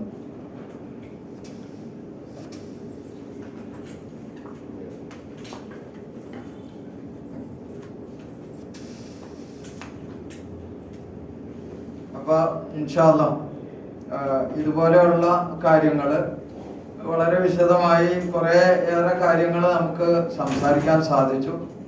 അള്ളാഹു നമ്മുടെ ഈ പ്രവർത്തനങ്ങൾ, ഈ കൂട്ടായ്മ, ഈ ഒരുമിച്ച് കൂടലും ഇത്രയും സമയം നമ്മൾ ഇരുന്ന് ചെലവഴിച്ചതുമൊക്കെ അള്ളാഹു നാളെ പരലോകത്തിൽ നമ്മുടെ നന്മയുടെ തുലാസിൽ വളരെ വലിയ ഭാരം തൂങ്ങുന്ന ഒരു സൽക്കർമ്മമായി അള്ളാഹു അംഗീകരിക്കുമാറാകട്ടെ.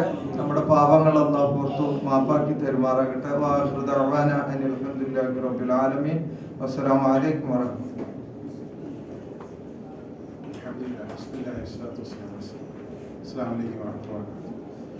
നമ്മുടെ സമയം വളരെയേറെ കഴിഞ്ഞിരിക്കണം. 9:13 നമുക്ക് 9 മണി വരെയാണ് ഇവിടെ സമയം അനുവദിച്ചിരിക്കുന്നത്. വളരെ പ്രധാനപ്പെട്ട രണ്ട് കാര്യം നിങ്ങളോട് അറിയിക്കാനുണ്ട്. അതിൻ്റെ പേരിലാണ് നമ്മൾ ഈ സബ്ജക്റ്റ് ഇവിടെ എടുത്തത്. യഥാർത്ഥത്തിൽ നമുക്ക് ഒരുപാട് എൻക്വയറീസ് വന്നിട്ടുണ്ടായിരുന്നു. ഒരുപാട് സംശയങ്ങളുണ്ട്, ഇനിയുണ്ട്, കുറേ കാര്യങ്ങൾ കൂടി ഉണ്ട്. അപ്പോൾ ഈ ലിമിറ്റഡ് ടൈമിനുള്ളിൽ നമുക്ക് ഈ സംശയ നിവാരണങ്ങൾ കൂടി നടത്തിയിട്ട് ഇതിന് ശരിക്കും വേണ്ട വിധത്തിലൊരു അവയർനെസ് എല്ലാവരിലേക്കും എത്തിക്കുക എന്നുള്ള സതുദ്ദേശത്തോടുകൂടിയാണ് നമ്മൾ ഈ പരിപാടി ആസൂത്രണം ചെയ്യുന്നത്. നമുക്ക് രജിസ്ട്രേഷൻ കിട്ടിയ അത്രയും ഓഡിയൻസ് കൂടെ കിട്ടിയിട്ടില്ല. എനിക്ക് തോന്നുന്ന മഴയും ബാക്കിയുള്ള തിരക്കൊക്കെ കാരണമായിരിക്കാം. ഏതായാലും അൽഹംദുലില്ലാഹ് വളരെ നല്ലൊരു ക്ലാസ് ആയിരുന്നു. രണ്ടുപേരും CM ആണ്, ജാബിർ മൗലവി ആണെങ്കിൽ തന്നിട്ടുള്ളത്. എനിക്ക് തോന്നുന്നു നിങ്ങൾക്ക് ഏതാണ്ട് അതിനകത്ത് നിങ്ങൾ സാറ്റിസ്ഫൈഡ് ആയിട്ടുണ്ടായിരിക്കും എന്നാണ് കണക്കാക്കുന്നത്. ഞാൻ പറയാൻ ഉദ്ദേശിച്ച രണ്ടാമത്തെ കാര്യം എന്ന് വെച്ചാൽ, നമ്മൾ ഇനിയൊരു ഇംഗ്ലീഷ് ക്ലാസ് ആണ് അടുത്ത പ്രോഗ്രാം. അത് ഇൻഷാ അല്ലാഹ് ജൂൺ മാസത്തിലായിരിക്കും. ജൂൺ മാസം മധ്യത്തോടു കൂടിയായിരിക്കും മിക്കവാറും. അത് ഒരു ഇംഗ്ലീഷ് ക്ലാസ് ആയിരിക്കും. എനിക്ക് നിങ്ങളോട് പറയാനുള്ള റിക്വസ്റ്റ് എന്താണെന്ന് വെച്ച് കഴിഞ്ഞാൽ, ആ ക്ലാസ്സിലേക്ക് മാക്സിമം ആളുകളെ നിങ്ങൾ ഇൻവൈറ്റ് ചെയ്യണം. നിങ്ങളുടെ പ്രതിനിധികളായിട്ട്, നിങ്ങളുടെ ഗസ്റ്റുകളായിട്ട് നിങ്ങൾ ഇൻവൈറ്റ് ചെയ്യണം. അത് പിന്നെ മലയാളികൾ തന്നെ ആയിരിക്കണം എന്നില്ല. നോൺ മലയാളീസിനെയും നിങ്ങൾക്ക് ഇൻവൈറ്റ് ചെയ്യാം. നോൺ മലയാളീസിനെയും ഇൻവൈറ്റ് ചെയ്യാം. മലയാളികൾ ഒരുപാട് കുട്ടികൾ, ഒരുപാട് പേര് പുറത്ത് പഠിച്ചവരുണ്ട്. മലയാളം കറക്റ്റായിട്ട് അറിയാൻ വയ്യാത്തവർ ഒരുപാട് ആളുകളുണ്ട്. അവരെയും അറിയിക്കാം. വളരെ ഇൻഫോർമേറ്റീവ് ആയിട്ടുള്ള നല്ലൊരു സബ്ജക്റ്റ് ആയിരിക്കും നമ്മൾ ഇൻഷാ അല്ലാഹ് എടുക്കുന്നത്. അത് പോസ്റ്റർ മുഖേന നിങ്ങൾ അറിയിക്കുന്നതായിരിക്കും. അതിനുശേഷം ജൂലൈ മാസത്തിൽ കാലത്തെഴുതുന്ന ഇസ്ലാം എന്ന് പറഞ്ഞിട്ട് അതിവിപുലമായിട്ടുള്ളൊരു പരിപാടി നമ്മൾ ആസൂത്രണം ചെയ്യുന്നുണ്ട് ഇൻഷാ അല്ലാഹ്. അത് കുറച്ചും കൂടെ നല്ല രീതിയിൽ ഭക്ഷണങ്ങളൊക്കെ റെഡിയാക്കിക്കൊണ്ടുള്ളതായിരിക്കും. കൂടുതൽ ആളുകളെ നമുക്ക് ഉൾക്കൊള്ളാൻ പറ്റുന്ന മറ്റൊരു ഹാളായിരിക്കും നമ്മൾ നോക്കുന്നത്, അല്ലേ? അങ്ങനെയല്ലേ നമുക്ക് ഇൻഷാ അല്ലാഹ്. അപ്പോൾ അതിന് വേണ്ടിയിട്ടും നിങ്ങളുടെ സഹകരണം ക്ഷണിച്ചുകൊള്ളുകയാണ്. എല്ലാവരോടും സഹകരിക്കണമെന്ന് ആവശ്യപ്പെടുകയാണ്. ഇൻഷാ അല്ലാ ഇവിടെ ഇന്നത്തെ പ്രോഗ്രാമിൽ സി എം മൗലവി പോയി, ജാബിർ മൗലവി, അധ്യക്ഷൻ ഷാക്കിർ മൗലവി, ശേഷം നിങ്ങൾക്ക് എല്ലാവർക്കും ഒറ്റ വാക്കിൽ നന്ദി രേഖപ്പെടുത്തുന്നു. അസ്സലാമു അലൈക്കും വറഹ്മത്തുള്ളാഹി വബറകാതുഹു.